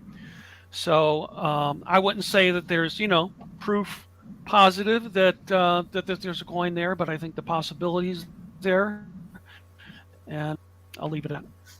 All right, awesome. Well, thanks so much for that, Joe. I want to turn it to Bob next, because I think he's kind of in the middle. He's sort of an agnostic or neutral, if I understand you. So, Bob, what's your take on the Pontius Pilate coins argument? Yes. Well, as I've said before, what I started with was we shouldn't rule out the possibility of a Pontius Pilate coin being on the eyes based upon the carbon dating to 1260 to 1390, because that has been invalidated and that date is rejected, which means that we should give it no credibility at all. And so we move on from there, and we have to consider the coin on its own merits. And so then the second thing I'd like to discuss would be whether there's any mechanism to actually encode the image of a coin on the cloth. And so after working on solving the carbon dating problem, I then turned my attention to the image formation. And so I do have a proposed image formation mechanism. I call it the vertically collimated radiation burst hypothesis, and it involves a burst of charged particles being emitted along with the neutrons. Now, the neutrons don't have any effect on the image, but the charged particles are the causative agent, which causes a static discharge from the fibers, top fibers that are facing the body, both on the front and the back images, so that there's a static discharge. Giulio Fanti prefers corona discharge. I think we're talking about the same thing, which is interesting, so that both myself and Giulio Fanti have come to the realization that the image was largely formed by a discharge of electrons from the top fibers facing the body. Now it's interesting that Giulio Fanti, I think, developed his theory from a top-down consideration that he had some indication of that, and then set about to try and prove that it was consistent with all the evidence, whereas I took a bottom-up approach, whereas I started with the evidence and tried to follow the evidence where it led, and we come back to the same item, that the discoloration on the fibers was due to electron discharge, like little lightning bolts going from a thundercloud down to a lightning rod. And so that in my mind, that does explain how we could have the discoloration on the fibers all the way around the fiber of less than 0.2 micrometers on a linen fiber that was about 15 micrometers. So it's only a very small percent of the radius of the fiber that's discolored. And how do you explain that? You have to find some way to explain that. And my new idea here, I'm not sure if anyone else has recognized this, but there is a mechanism in physics to do that. And that is, in an alternating current, the electrons go back and forth, and in the process, they set up electric fields and magnetic fields that are oscillating, and that oscillation then causes the electrons to flow in the conductor near the outer circumference of the conductor. And that's exactly where in the fibers, the linen fibers, that we have the discoloration. So what I'm saying is that there was an alternating current in the fibers, which forced the electron flow to the outer circumference of the fibers, which then deposited heat in that outer circumference, less than 0.2 microns, or micrometers thick. Because as the electrons were flowing, they'd be bouncing against the atoms in the fibers, thus causing heat. So that heat is essentially a scorch, though it's not due to contact with a hot object. It's due to extremely localized electrical heating. And that explains the discoloration both in the fibers, on where the discoloration was on the fiber, and it explains why it was only the top 2 or 3 fibers in a thread that were discolored.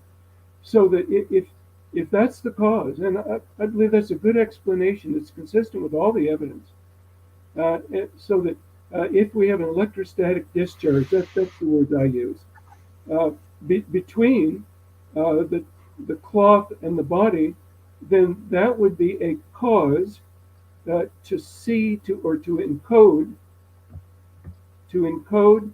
the image onto the of the coin onto the cloth, so that the lettering would either be a high point or a low point, probably a high point on the coin, so that the electrical discharge would be preferential from those high points of the lettering and the lidus on the coin. So that I think that there is a mechanism by which the image of the coin could be encoded onto the cloth, so that we shouldn't rule out the possibility of an image being encoded onto the cloth because there's no mechanism. I think that there is. So that therefore we should consider the evidence at hand on the possibility of that being the case. Can you still hear me? Yep. Yeah. Yes. Okay. Yes. Okay. So that therefore we should consider the merits of it. Now, when we're looking at the evidence for the coins on the cloth, it's often difficult for me, and I think others as well, to actually see the evidence. And yet many people who've taken very close look at it indicates that they are convinced that it's there. I'm not totally convinced. You know, if we have to assign a probability that there was a lepton minted between 29 and 32 AD on the cloth, I'd probably give it a probability of greater than 50%. So maybe we're up in the 60 to 70% probability range. But you know, I wouldn't say it's absolutely certain that it's there. Just on the issue of dating, it's not just carbon dating that dates the cloth. I think we have somewhere around 18 or 19 date indicators for the Shroud of Turin. The carbon dating is the most recent. All the other date indicators are contrary to the carbon dating. And then we have multiple dating techniques that are actually consistent with the first century, I think. So that we should not rule out the possibility of coins being there based upon a presumed date for the shroud. So that's about where I am. Probably 60 to 70% probability that the coin is there, minted in 29 to 32 AD. Okay, well that's awesome then. That's new. So you're not really an agnostic. You are on the pro side. I think so. I think so. And yes, and I realize that there's been confusion over the issue more recently, but that more recent confusion I don't think does away with the photographic evidence that Thelos came up with.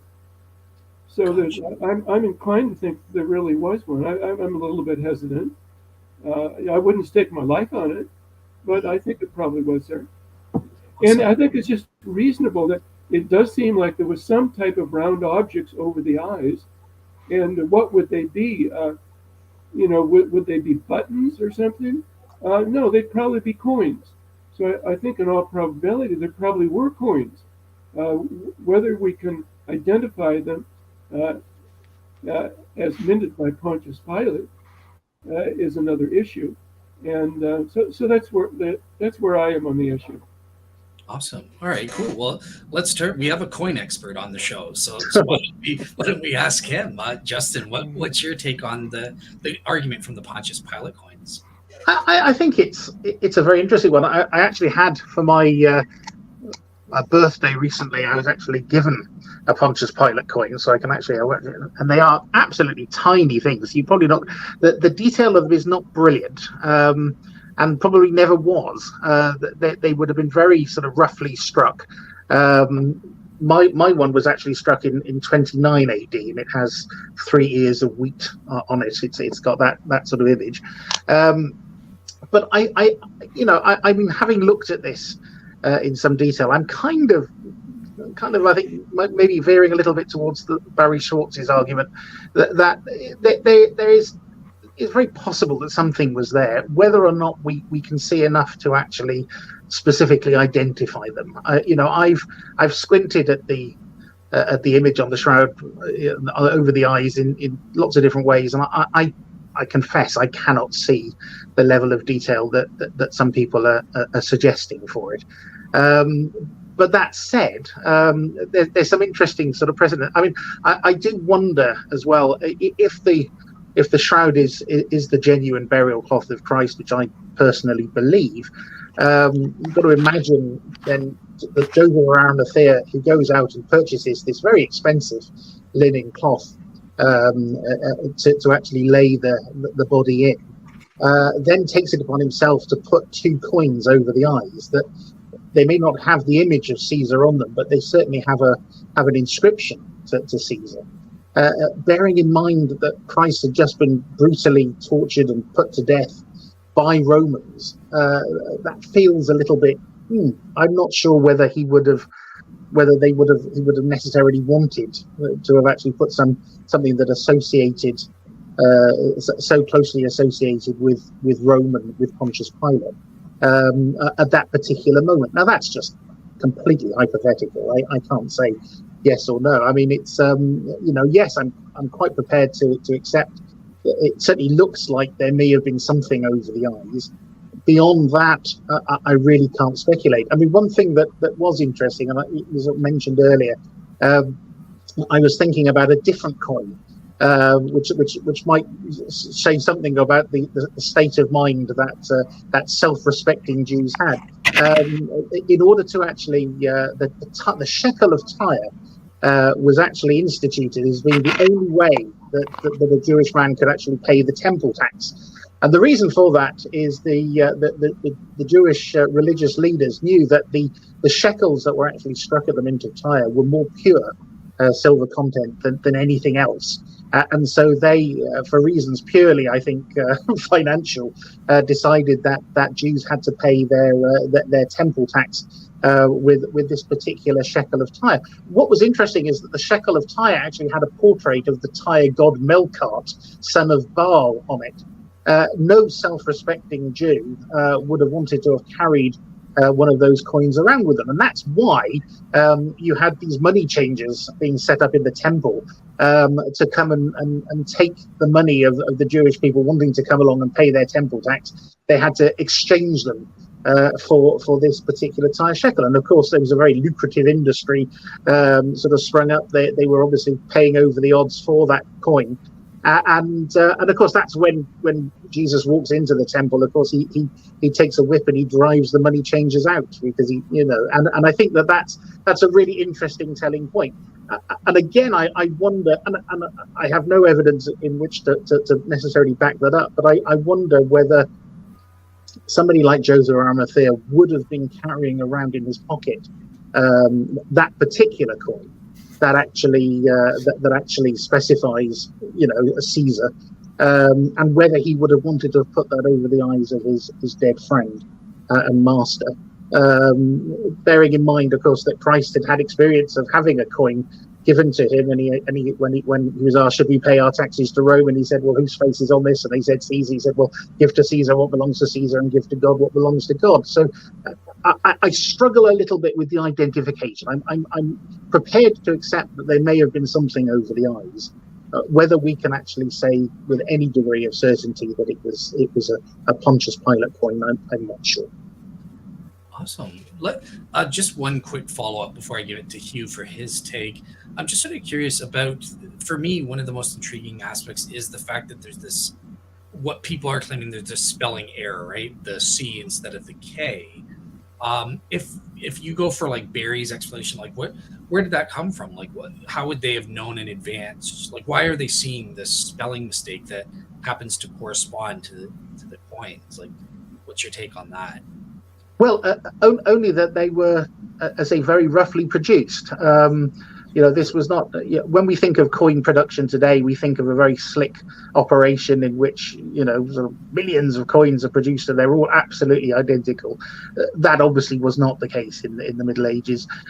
Dies would be changed very quickly, and as a result, the image would be crudely sort of carved into the die and then used to strike a number of coins. It's perfectly plausible, and I've got no issues there at all. That yes, of course, letters could be spelt the wrong way in the haste to get these dies produced. It's whether or not we can see that level of detail on the shroud image. Personally, I can't. I'm quite happy to defer to people that say that they can, and by all means. It would be wonderful if we could establish beyond doubt, because again, that would be another corroboration that demonstrates that the shroud is genuine.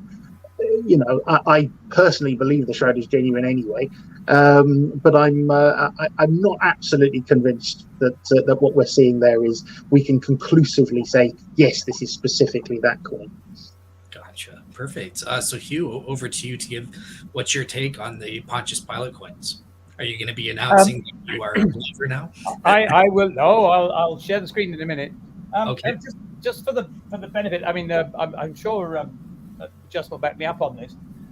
This is a Greek inscription. People spoke Greek, and Tiberius Caesar in Greek looks like that. But of course, some people spoke Latin. And had they written Tiberius Caesar in Latin, it would have looked like this.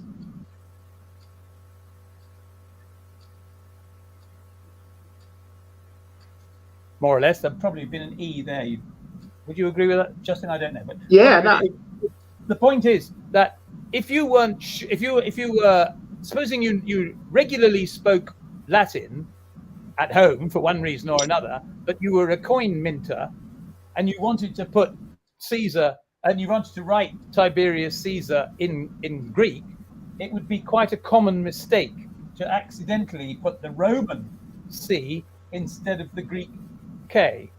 So I don't find that a surprising mistake at all. It's the sort of thing, as you said, as Justin agreed, as I said, it's the sort of thing somebody might well do. Is that? Yeah, I think that certainly having a difference of spelling on a coin like that wouldn't necessarily be a strange thing. As I said, they would have been rushed out very quickly. The dies would have been used for a very short period of time before they became corrupted and had to be so whilst the coin, you would have had one chap who had been striking the coin, there would be another chap probably busily engraving the next die ready to use for the next batch, and so yes, of course, errors could definitely creep into that with very easy. Latin and his Greek muddled, that would be not too surprising. One thing, Hugh, just before you get into it, I just wanted to clarify what the pro Shroud side, the pro Pontius Pilate side is saying. It's not surprising that there's a spelling mistake on the coin per se. It's the fact that, well, if we're saying people seeing this coin on the shroud are just seeing what they want to see, or pareidolia or whatever it is, why are they just coincidentally seeing this coin that corresponds with the spelling mistake? That's what I was trying to say, is this surprising aspect kind of thing. Yeah, Hugh, here's your case. Go ahead and give your own. Well, I just want to pursue that, and that is that, as you can see, the Greek end of Tiberio, and the beginning of Kaiseros should look like a Y, K-A-I. Now, curiously, Philas and all the people who were talking about their discovery never mention that on the shroud they appear to see that the Y has been turned into a U. They all look for U-C-A-I, and everyone concentrates on the K and the C, which is an understandable confusion. But actually, this is also an understandable confusion, but nobody mentions it. And once more, I have never seen of the 30, 40 pruta that I've looked at, that the Y has ever been mistranslated as a U. But it's always a U that appears apparently on the shroud. There's one other thing that I would just, I'm going to defer completely to Justin here. And that is that when people talk about this coin as a lepton, I immediately get slightly worried about whether they are coin experts or not. It's not a lepton. It's either a dilepton. A lepton was much smaller than a pruta. It's either a dilepton, which would be the Greek word, or a pruta. Now, I'm not a shroud expert. I'm not a coin. I am a shroud expert. I'm not a coin expert, but I think I'm right on that. So that if someone says I'm a coin expert and I spot leptons on the shroud, I immediately worry, have you really looked into it as closely as you think you have? Anyway, what do you think? I'm just throwing that at you, Justin. What would you say? Do you think? Yeah, no, I mean, I have heard the two names used quite interchangeably, I have to say. The lepton and the pruta. And the dilepton. It's that's right. I mean, it's something that, and I must confess as well to not being an absolute expert in certainly in ancient coins. I have a fascination in coins across the board, but certainly it's not necessarily my field of expertise. I have heard them referred to as a lepton. I've also heard them referred to as a pruta. This is the coin that could have been referred to as I know widow's mite. Of course, these are the very low denominational coins, the lowest of the low, the smallest that you could have. So certainly, I've not made I've heard them both used interchangeably to describe this particular coin. Yeah, well, fair enough. Yeah, as I say, I'm not a coin expert as such. Right, can you see my screen? Mm-hmm. Yeah, we can. Yeah. Okay, so over on the left there, here we have Francis Filas's fairly seminal, one of his many seminal pictures. We can see one of his pruta. We can see that he's got the lituus. That's the sort of curly thing. We can see the letters UCAI written in red biro on a piece of paper. And if we follow across towards the right-hand side, we can sort of see half the stroke of the U and perhaps a very faint one, a bold back of the C, two bits of the A which don't quite meet, and then a blob which we will interpret as an I. And if we distort, and you can see the contrast has been massively distorted here, we might call that a UCAI and go for the fact that we think we've spotted a coin. However, you'll also see that the lituus is, in this case, vertical. Now, in every single instance, I have never seen an example in which the UCAI, the CAI, the Caesar bit, ever started on the right-hand side, the left-hand side of the lituus. It has to be, the lituus must be horizontal, as depicted on my coin, which I've drawn in the middle there. Now, that being so, anybody who thinks they can identify a vertical lituus on the right-hand side, on the left-hand side picture, is mistaking a quite clear and fairly obvious weaving defect in the shroud for something that's on the coin. So if I move along to picture 2, if you like, which is the Henry 1933 negative, 33, I think so, negative, which is what started all this. You can see the red circle roughly shows where the coin is. That green line down the middle shows the spine of some of the fish bone, herringbone thing. And you can just see up in the top left-hand corner of that circle, as it were, you can see what the U, the C, the A, and the I actually look like on the photograph before it's been over-contrasted so much to try and pull those letters out. And what we can see is that this photograph is actually entirely made of small horizontal lines, small horizontal white lines arranged in chevrons. And we might ask ourselves what those small horizontal white lines are. And if we move to picture 3, the next one along, we can perhaps see that what they are in fact shadows. They're not marks on the shroud. All those small horizontal lines are mostly shadows.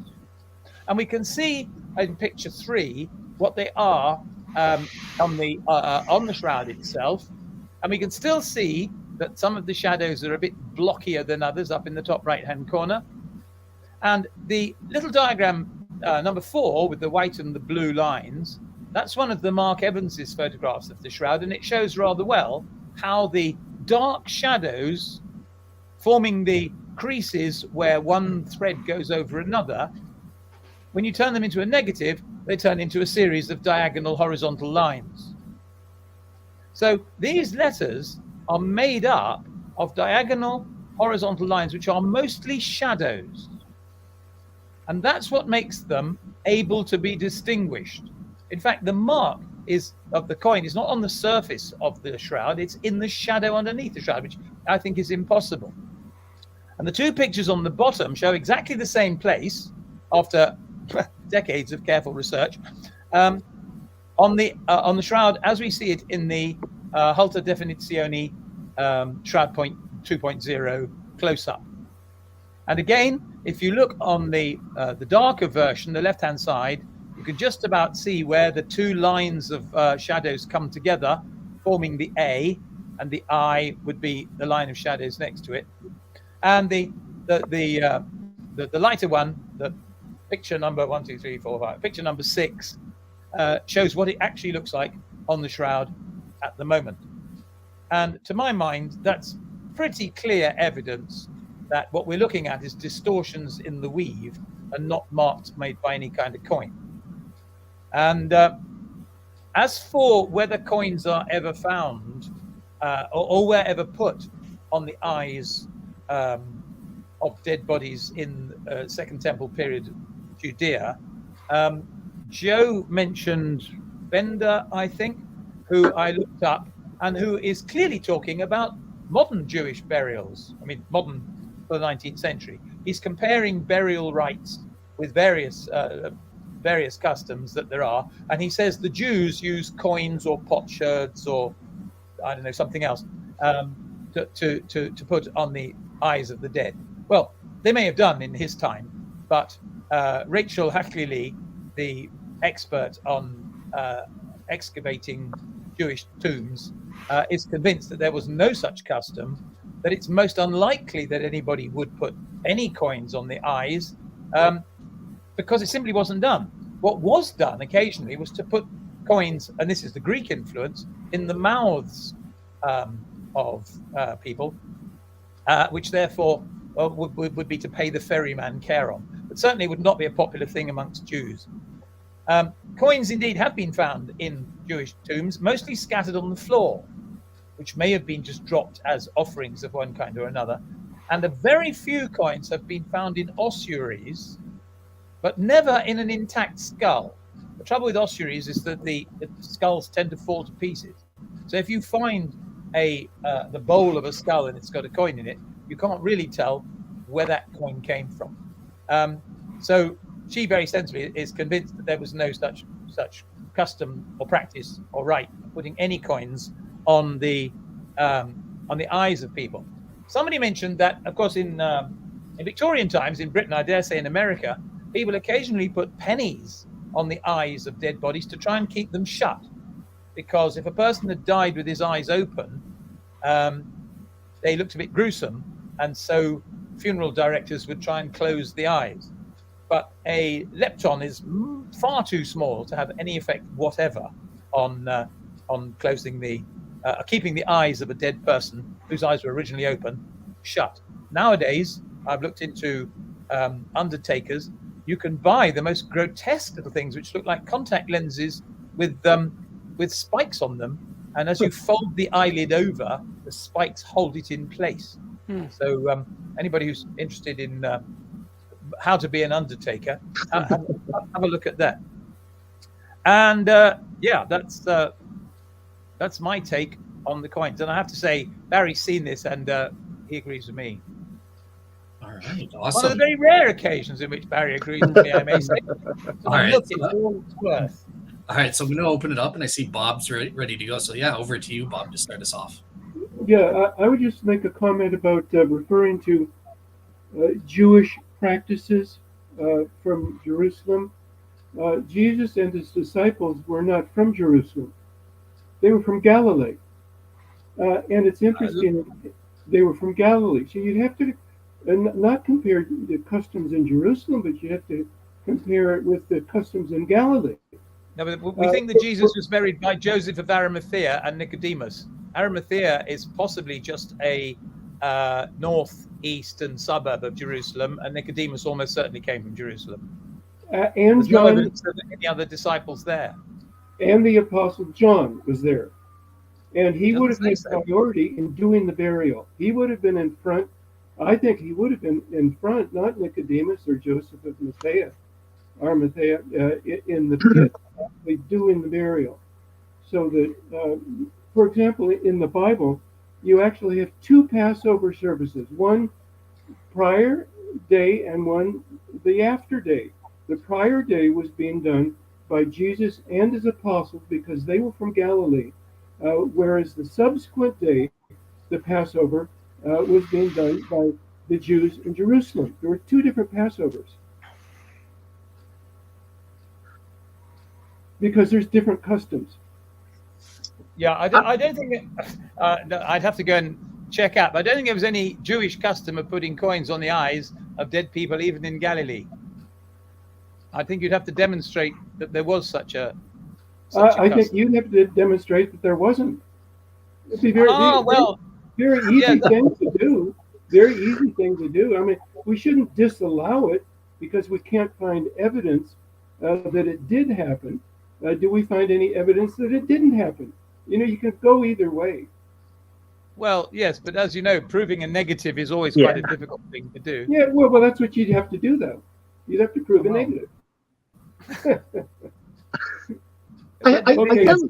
Bob, I don't think there's anything in the Bible that says that John was present at the burial. I think that it was Joseph of Arimathea and Nicodemus. They're the two that are referred to specifically. I don't think there's any evidence that that John was actually there while the body was being sort of put into the linen cloth and put into the tomb.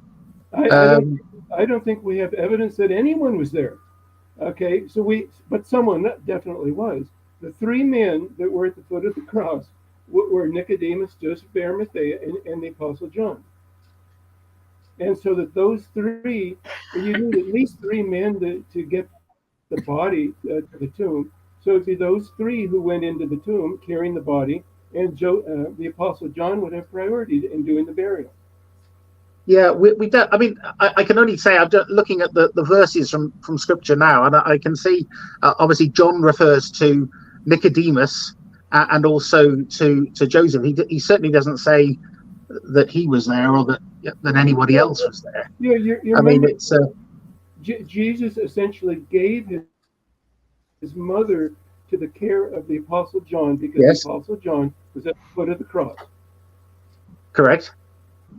Yes. Okay, so he was there. He was there at the crucifixion. I'm not going to doubt that at all. No, absolutely, according to the scripture. But I think specifically what Hugh was referring to then was just that it was Nicodemus and Joseph of Arimathea who were the two individuals who were stated as being the two that were actually responsible for taking the body and putting it into the tomb. And that there isn't a reference to there being any other disciple there. We have no reference at all as to who was in the tomb doing the burial. Yet there had to be someone. Okay? Well, there are two. I mean, we know that there are two, at least two. Yeah. There were three men that were there: Nicodemus, Joseph, and the Apostle John. The only reason was that the Apostle John would have had the priority in doing the burial. Now, yeah, the special Nicodemus and Joseph of Arimathea had particular functions prior to the burial, and those are noted in Scripture. But John was. I think it's an interpretation, but I don't think it's necessarily justified.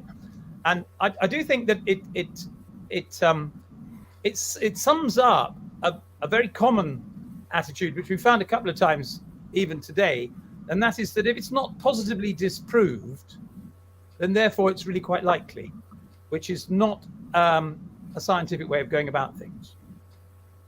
So there's John was off looking after Mary, I suppose. That's what I would think John was doing. Okay, well, you make your supposition, and I'll make mine. Involved in the burial at all? Oh yes, of Yeah. course. Of course. Joe, I wanted to make sure. I want to make sure you get it. The Apostle John had the status, far more so than Nicodemus or Joseph of Arimathea, to control the burial. Joe, what's your take? Because obviously you've listed a bunch of papers talking about this issue of first century Jewish practice, the coins. So, do you have anything to say on this? There's just evidence on both sides, and there's speculation on both sides. I think it's hard to pin down, but I would also make the point that something that could be very prevalent, we could have very little evidence for. And the example I think of is there were thousands of crucifixions, but yet we only have evidence of a few of those. But we're not gonna say because of that, well, we're going to doubt that there were thousands of crucifixions, because we know from the literature that there were, but we just don't have a lot of archaeological evidence pertaining to it. So there may be customs that were very prevalent that just are lost to history, and the coins on the eyes, you find people on both sides, and there is some interpretation and speculation involved. Yeah, I don't think there's any evidence against it. I think we have to maintain the possibility that it was there. And I've seen estimates that there were 60,000 people crucified. Yes, I wouldn't be surprised. There were certainly lots after the revolt. Just amazing. Yeah. Bob, out of curiosity, what did you make of Hugh's argument trying to say, I think he says he can show that it's not that it's part of the weave. It's not a coin on the eyes or something like that.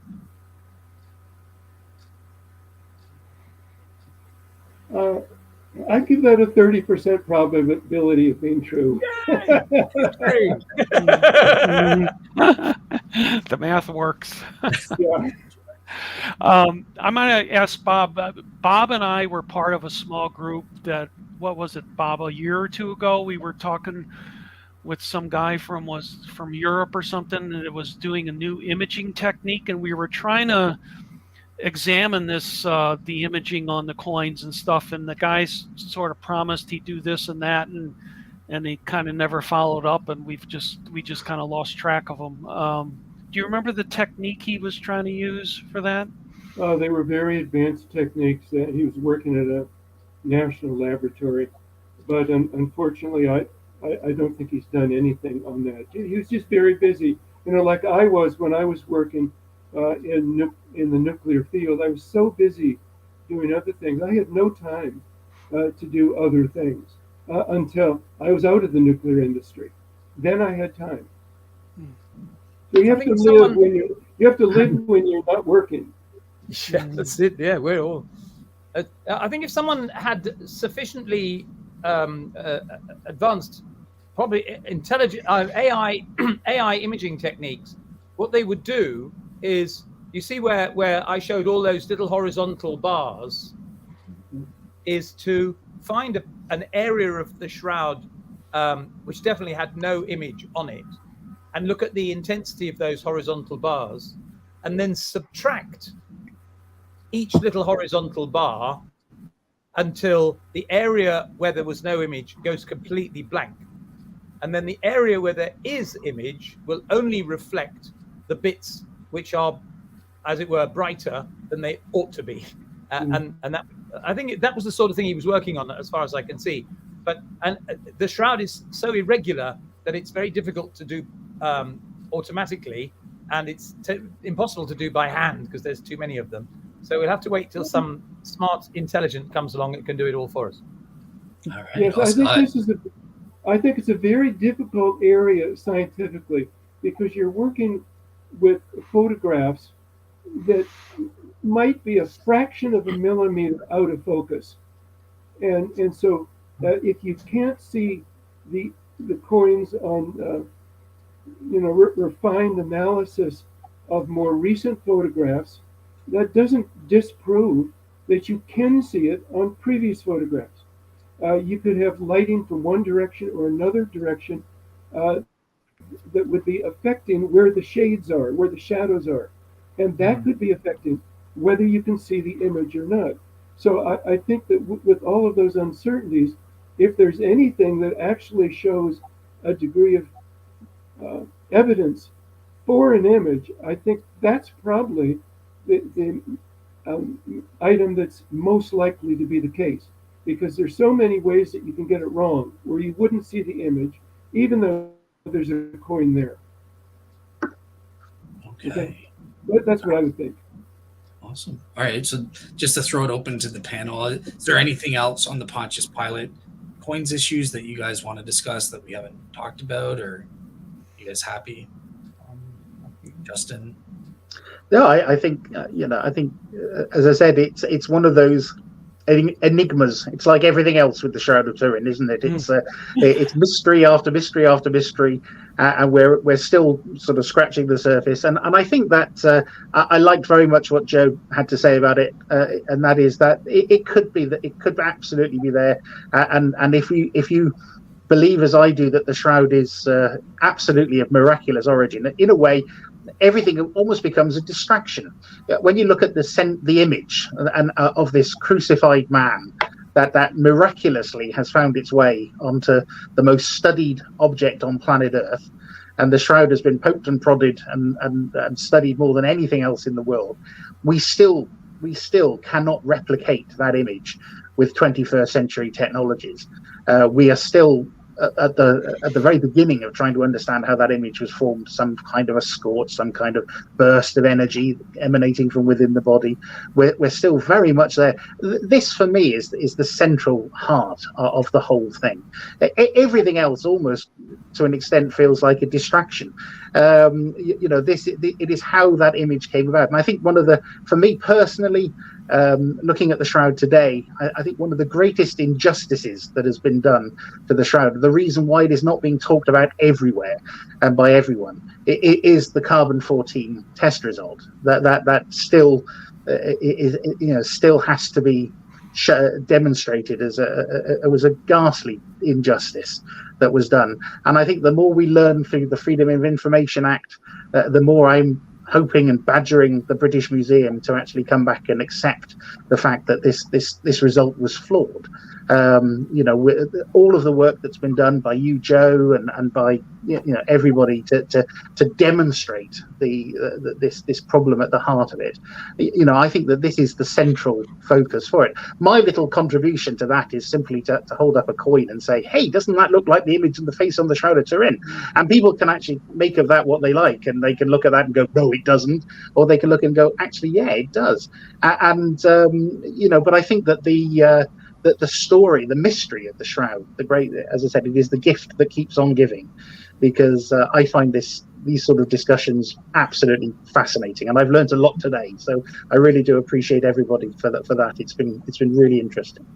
Cool. Bob, you wanted to respond to that? Yeah. My reasoning here on the nature of the Shroud of Turin, and I agree that the bottom line question, mystery, is this the shroud of Jesus, and could it possibly be related in some way to the report of his resurrection that was believed in early Christianity? And so I don't like to talk in terms of miracles. I like to try and keep my science hat on. If people are asking me, about issues related to that, I take my science hat off and put my Bible believer's hat on. But if we just talk in terms of science, then I think in order to explain the carbon dating, I'm forced to believe that you have to be able to explain the average date, the slope on the data, the all 12 values from the 12 subsamples from the shroud, as well as the dating of the Sudarium to 700 AD, and that can the only explanation that I've encountered is my explanation of a burst of neutrons from the body. Explains all four of those, and that then I expanded that into my concept of image formation, which is not neutrons, but it's charged particles such as protons, so that I think we have two criteria to determine who this was. One, this is a crucified man. He was crucified exactly as Jesus is reported to have been crucified in the New Testament, and there was a burst of radiation from his body to form the image and shoot the carbon date. And when you put those two together, you can search all you want to in all the documentation that we have in historical documents. And the only person is Jesus in his resurrection that can satisfy those two criteria. So yes, I believe that just in science alone, you can prove that this is Jesus in his resurrection. And then if you want to call that a miracle, so be it. But I'm not going into the miracle range. I'm saying this is just science. Awesome. All right, cool. Well, I want to spend the last 15 minutes or so giving Justin a chance, because obviously his main expertise again is in coins, but he specifically uses these bronze coins. So I wanted to give you a chance to give kind of a quick case, and then have the other panelists kind of give their take on that. Did you want to take some time to give your case based on the bronze coin specifically? Or? Yeah. Okay. Well, thank you. Well, I mean, it's annoying that I don't have a presentation that I can sort of click to. I have this, which again, if I hold it up, I'm not sure how much of it you're going to be able to see. But these are the faces that appear on my coins next to an image of the Shroud of Turin. If I sort of hold that there, hopefully you can see that a little bit clearly. I mean, the idea, as I said, that there is so much that can be that has been said, and certainly I know that there have been some very in-depth studies both on the gold coinage, but increasingly now as well on some of the other coins as well. I think that for me, I think what I find the most compelling of all is that you have to imagine the situation where you have a coin engraver barely 20 years after this image of Edessa has arrived in Constantinople. The emperor now wishes to actually put the image of Christ on his coinage. I think this is a very powerful statement that he wants to send out across the Byzantine Empire, that he is the custodian of this image not made by human hands. I think it is quite clear to me that a coin engraver, or certainly the first engravers, were entrusted with the privilege of actually going in and actually seeing this image close up. I think that I think this one particular engraver, and I'm not saying that they weren't others, because again, these were mass-produced coins. Dyes would have been going through dyes very quickly. Other engravers perhaps took a different view and attempted to create a more realistic sort of lifelike sort of figure of Christ. But this particular engraver copied the lines that he saw on this cloth. And I think that for him to do that in just 1 centimeter diameter, it was an extraordinary capability. The reason why I say that is simply because of the amount of points there. And if I could just very sort of quickly sort of talk through them with you. This is a bronze follis that was struck in 969 AD. What can we see on the shroud that replicates? Well, we can see a long horizontal band above the eyes, but the nose and the eyebrows create a cross shape, which we actually see on the Shroud of Turin. We see that on this Byzantine coin. We also see large round eyes that appear to be closed. Now again, this is extraordinary. Why are we seeing an image of Christ on a coin with its eyes closed? If this was an image of Christ that was just being plucked out of the ether and used as a generic image, why not have the eyes open? But the eyes are very clearly closed. We also see things, small details like a small square underneath the moustache. We see that the beard is forked. We see evidence of injury to the cheek, suggesting some sort of wound there as well. That there are so many different sort of things that we can look at there. We can also see 2 distinct strands of hair running in parallel on the left-hand side of the top. Again, it shows up as the right on the coin, but if you flick the image to see what the engraver actually engraved, then you see them, as they say, on the left-hand side. We also see, I have a second coin as well, which was struck about 50 years later, in 1028 AD, and again we see very sort of similar sort of evidences of that. We see, for example, on the image, we see again eyes that appear to be closed. We see hair that is grouped on the left-hand side, on the shoulders.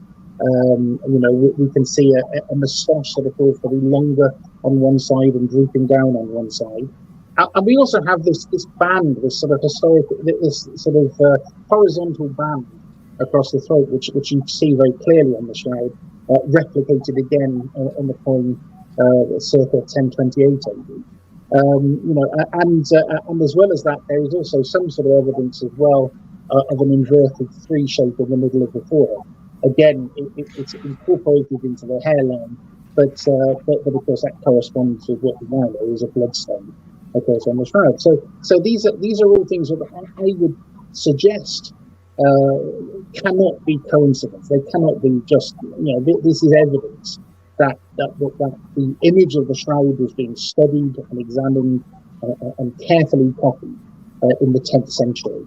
Which again would blow the carbon-14 testing out of the water, would demonstrate that has to be discredited. And I think, as I said, for me, this is a very sort of exciting field of study, and I know that others have gone and produced far more comprehensive reports than I. But I think this is a fascinating area of study, which I'm very pleased to be a part of. Awesome. All right. So at this point, I'll just let each of the panelists, if you want, does any of you guys have any questions or comments related to Justin's work on the bronze coin specifically that you want to share? Or? Yeah, I wanted to ask Justin if he has read Giulio Fante's book on it, and Dale, you might want to put a link to it. Fair warning, the book is very expensive. It is very expensive. Now, I've read his first book. I've got his first book. I haven't read the one that he specifically brought out on coinage. So that's on my list on my buy list. So yes, most definitely, I'd like to look at that. So I have a question. So Bob, just before I go to you, just a quick question. This is for Giulio Fante because this is what he asked me to ask you about his show and his take on your work. So I don't know if you had a chance to see what he said there, but did you have any feedback for Fante based on his take of your work? Or? Sorry, Dale, are you referring that to me? Yeah. Oh, sorry. Yeah, yes. No. Well, indeed, I was very pleased to hear him say that he agreed with me that that particular coin had definitely. I think that my suggestion that the artist actually copied the lines that actually appear on the shroud. He was quite happy to agree with that, which was very pleased to hear it. As I said, I will defer to him. He's looked at the gold coinage as well as the bronze coinage in considerably more detail than I have. So as I said, it's something that but I was very pleased to hear him agree with my contention. That was good. Awesome. Bob, yeah. Yes, I have a bronze Byzantine coin from 1292 to 1295. Mm-hmm. I'm sorry, I think it was 1192 to 1195. Okay. On the front, it's obvious to me that that's the face on the Shroud of Turin. But on the backside, I believe it's Greek letters that say Jesus Christ, King of Kings. Yes. Thus, are you familiar with a coin like that? Absolutely, yes. I can't. Again, I wouldn't be. I can send you a link to show you that. But that's written on the back of my coin as well, back in 969. So I know that's what they say. Oh, thank you. Hugh's holding one up. Get the light on it. I think you can just about see.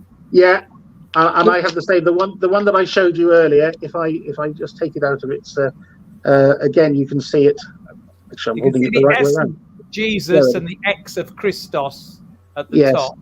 There you go. Yes, Jesus Christ, King of Kings. That's right. That was pretty standard. That was standard on many of the so-called anonymous Byzantine follies. Yes, I think it's amazing that the emperor in the Byzantine Empire would take his image off the coin and put the face from the Shroud of Turin onto the coin. But I'm wondering about the back side, the obverse side. Did the emperor move his image to the back side of the coin? No, they're called anonymous follies is precisely for that reason, because the emperor's image did not appear on them. They used the image of Christ on the obverse, and on the back there was usually an inscription, something as I said along those lines of Jesus Christ, King of Kings. So it was. It wasn't that's, and as I said, for that reason, as I said, that's why they're referred to as the anonymous follies, because they didn't actually have anything to identify the emperor at that time on them. So did they start at a certain year then, and prior to that the emperor had his image on the backside?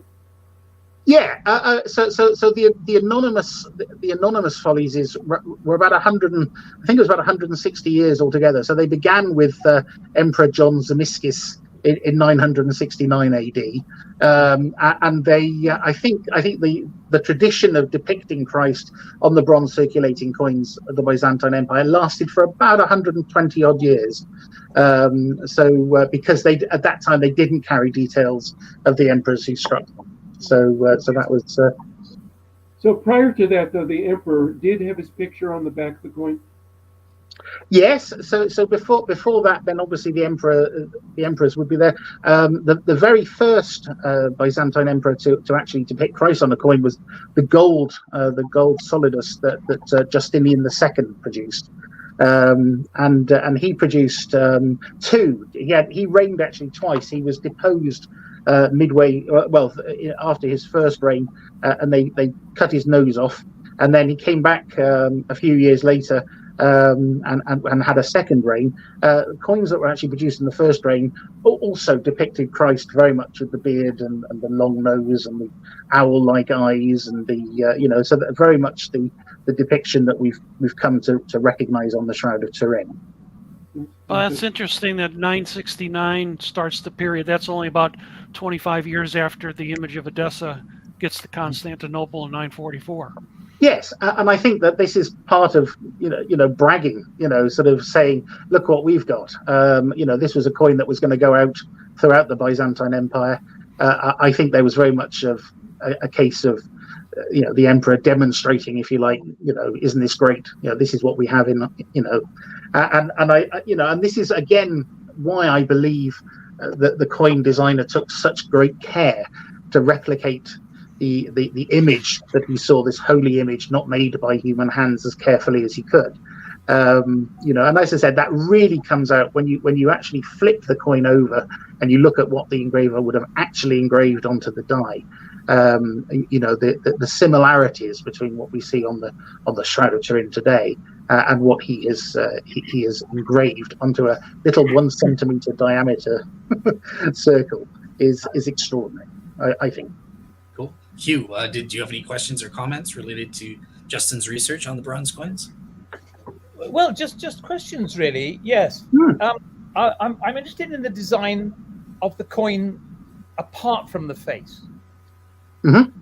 So nearly all of them show Jesus holding a book with dots on it in his left hand, and they often show his hand. Some of them show his hand, as it were, in line with the body, and some of them show it moved out, and they all show a circular nimbus with bars. Now, where do you think that part of the image came from? Yeah, I think, incidentally, the one that I'm referring to now doesn't have that. It's much more of a straight face. But I do agree, and I think what's happening is that artists are adding their own, if you like, sort of religious iconography to the image.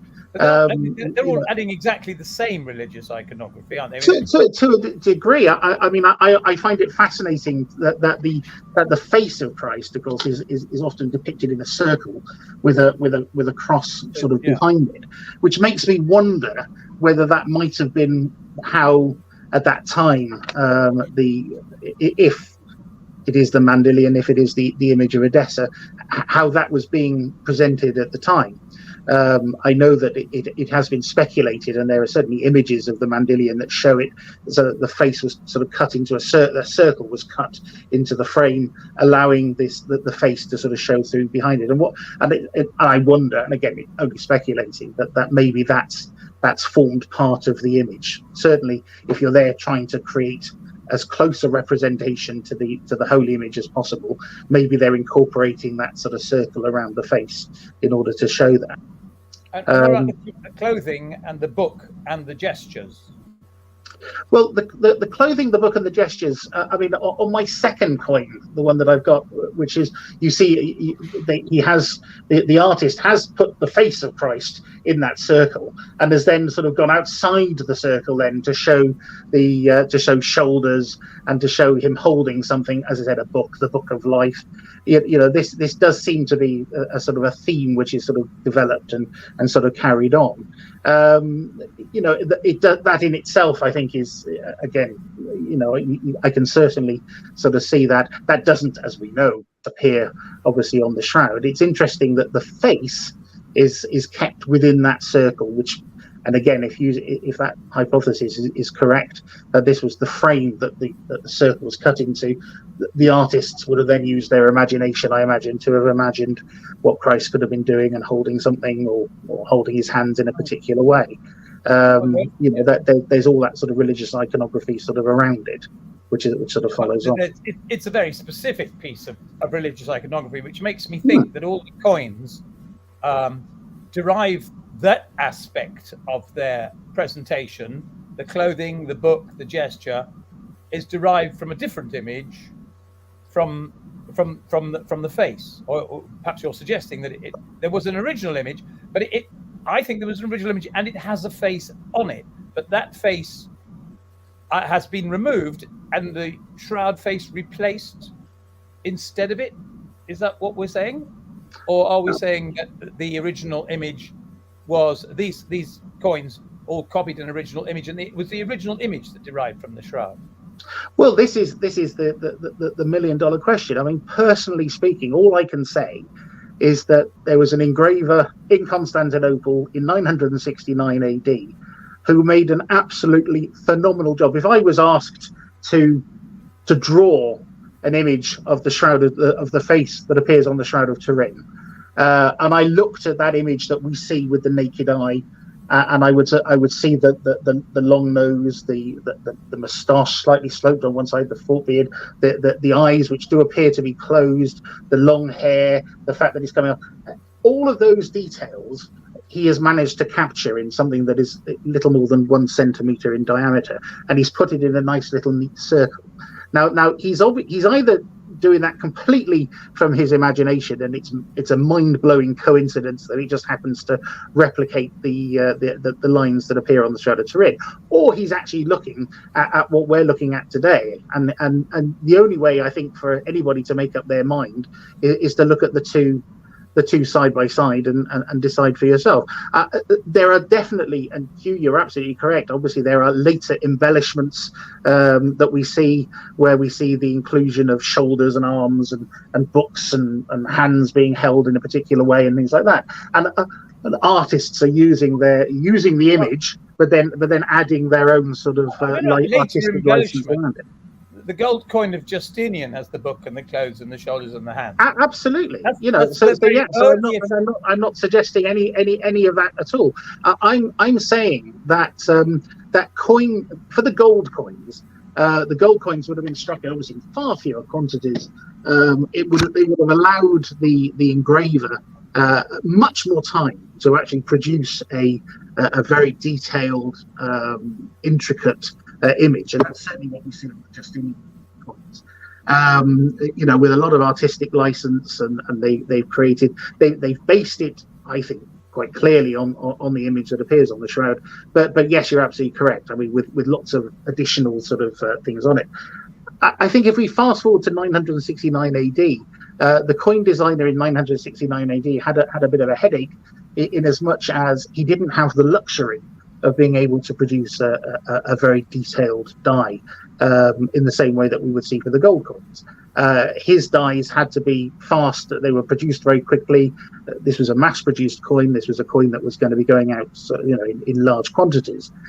And so I think he took the most expedient route, and he was obviously, if he was asked to replicate this image as closely as he possibly could, and he was given the opportunity to see it, I think he took what I think was quite a logical approach, and he copied the lines that actually appear on the shroud that make up the face image. It's not, if you look at it, it's not a particularly detailed face in the same way that we see later ones doing. It's quite a crude face, but what we actually see are these lines reproduced, I think, incredibly carefully.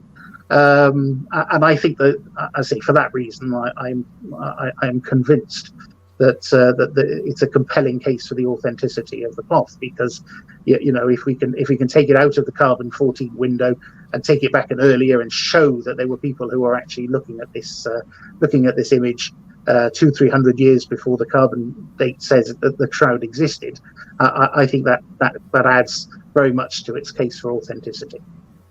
Have you asked how has your hypothesis gone around amongst fellow numismatists? Well, yes, I'm glad you asked. It was published in Coin News, which is Europe's largest, biggest selling coin magazine. It's peer reviewed, so that was very nice to see that go in there, and that provoked a very lively debate. And I'm very pleased to say, mostly a positive debate. It's not often that coins are actually used to as an argument to actually prove sort of the authenticity of something historical.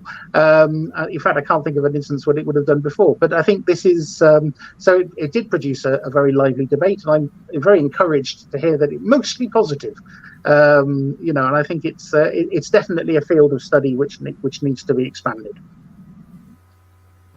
Awesome. All right, cool. Well, yeah, I think that does it. I'm really thrilled with how this came off, especially since this is my last panel review proper on the historicity of the shroud. I think it was a great way to end and then move into the scientific evidence of the images. But we do have one audience question here that I think you guys will get a bit of a laugh at. But can Bob play some Elvis gospel on one of those guitars? Bob's not laughing. Oh no. Okay. The answer is no. These are my sons. All right, awesome. So yeah, I just want to say thank you so much to all of the panelists for being on. Like I said, it was a great show, and I hope you guys enjoyed your time on your end there. Awesome. Very much. Thank you. That was great. Perfect. So yeah, have a great week. Just so the audience knows, so tomorrow I obviously have the Why We Are Protestants show on the Faith Unaltered podcast, but the next shroud related show is actually next Wednesday, the 24th. I tried to bring together a medical panel to address the anatomical accuracies and inaccuracies as a follow-up. Unfortunately, a lot of them were busy, but I do have Dr. Kevin McQuaid, who will be coming on to address some of those aspects. He's a pathologist, so look out for that, and have a great week, everybody. Okay. Thank you. Thank you. See everybody. Bye then. Take care.